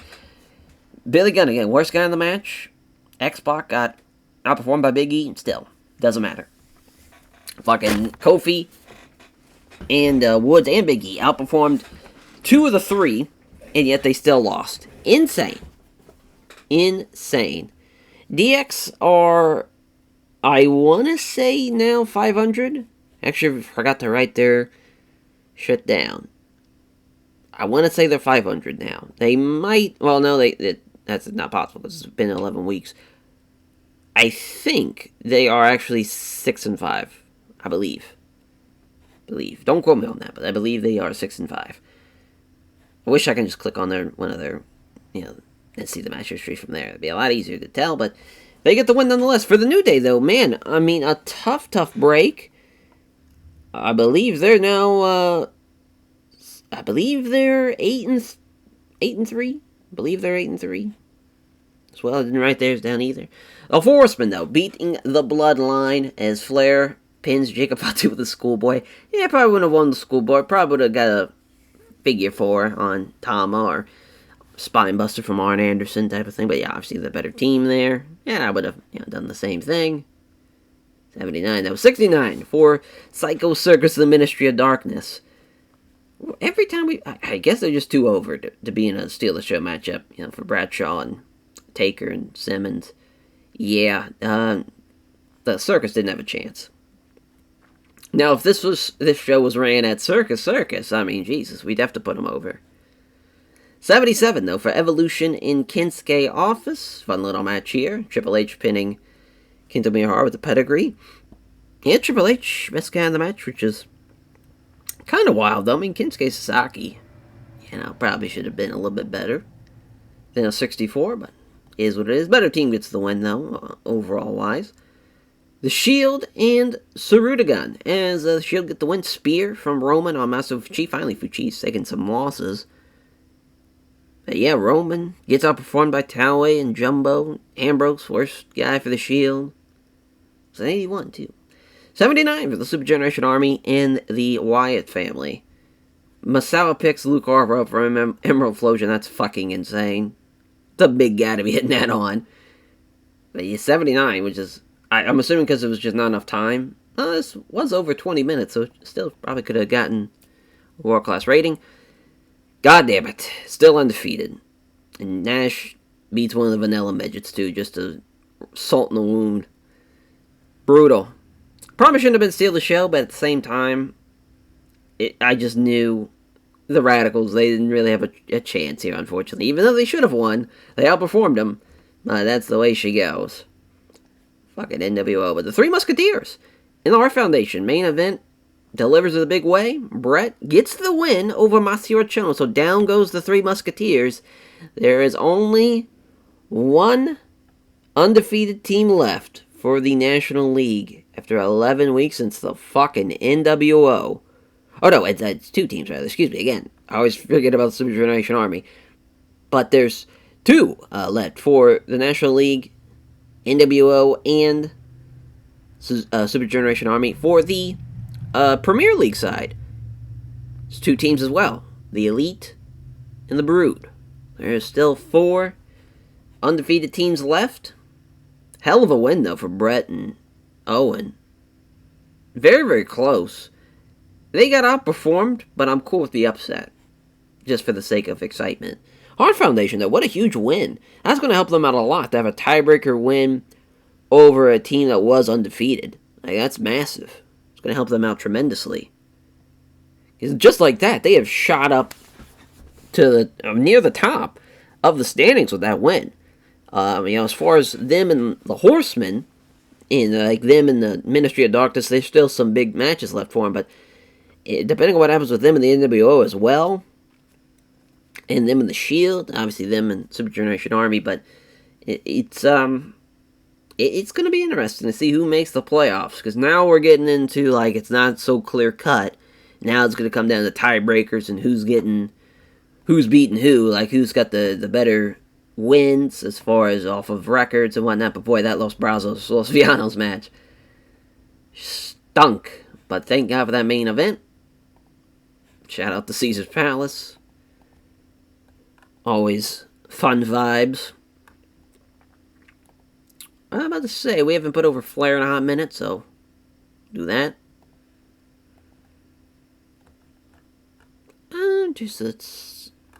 We'll go with Scott Hall, just at least give some love to the NWO, even though they don't deserve it. Pieces of shit. X-Pac, because again, they don't deserve what they're getting out of DX, but they keep on getting wins. See, we put over Rick Rude and, I believe, Steve Austin, too. Well, at least not recently.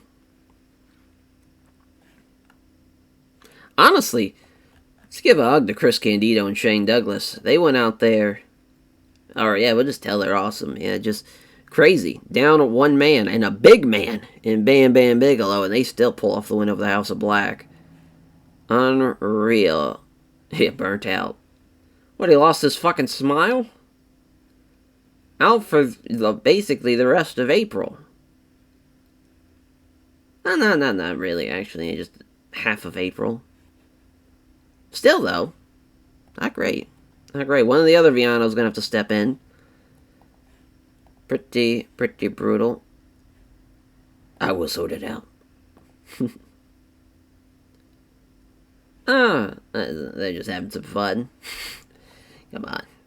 At least it's Michael Hayes. Now, if they picked on somebody I liked, yeah, fuck it. Yeah, it's a huge disappointment.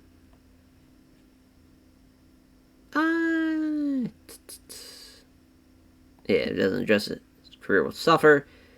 Listen, we support Bret Hart in this fucking household. Fuck you, Hogan. Piece of shit.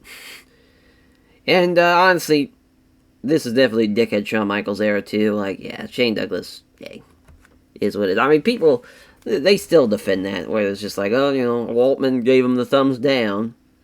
Fuck that shit. I believe, again, this is stemming from the all-time tag league heat. Listen, as long as they remain professional. Same thing. I probably should have said I support Mickey J, to be honest. Instead of just saying, hey, they gotta settle it, because Benoit's making a lot of enemies. And he's, again, not someone you want to be angry with. As that will do it, though. We have made it through the 3rd episode somehow in one piece. I don't know how we did it. Goddamn. Did we? I mean, we've ran a lot of shows and a lot of matches already. To think each show has had, obviously there's been some where we fucked up and didn't accidentally add a match. But overall, 16 matches for each block for each day, and there's been 11 of them. Well, now there's been 22 of them right now, as far as if we can just look at the top 100. Yeah, the Premier League show, the last one here, was on 93. It's the second best show, and that broke a crazy streak that the National League have had. They have definitely been kind of the better of the two, but the National League does have the worst show at a 64. So they have that. Going from, 22 shows. That's a lot of shows. Alright, and a lot of matches, too, specifically. Again, 16 matches for each 22 show. That is a lot of matches. But we got it done. And now we go into what will probably be kind of still the first half of the season. But once we get into the 20s and get after episode 4, which I think I'm going to end episode 4 around week 20. And then we'll kind of go from there. We might run 6 shows here in the regular season. Then do the All-Star show and the special little show as like a kind of mini episode. And then we'll do the playoffs in one episode. So that's the plan. And we will hopefully have no more serious injuries. We've been very, very fortunate, to be honest, that we've only had one major injury. It happened early on, and we had a great replacement. We've been very, very lucky. Even the minor ones, Roddy, we could have let Roddy still be out there. But Roddy, getting replaced by Alex Shelley, has been incredible for Gen Next. He's been phenomenal. So it's been a blessing for some teams. Now, for Viano 3, getting replaced by 1 or 2, that's pretty tough. Part of me wants to just say, the Vianos, they throw their fucking hands up. They go, alright, we lost to Los Brazos.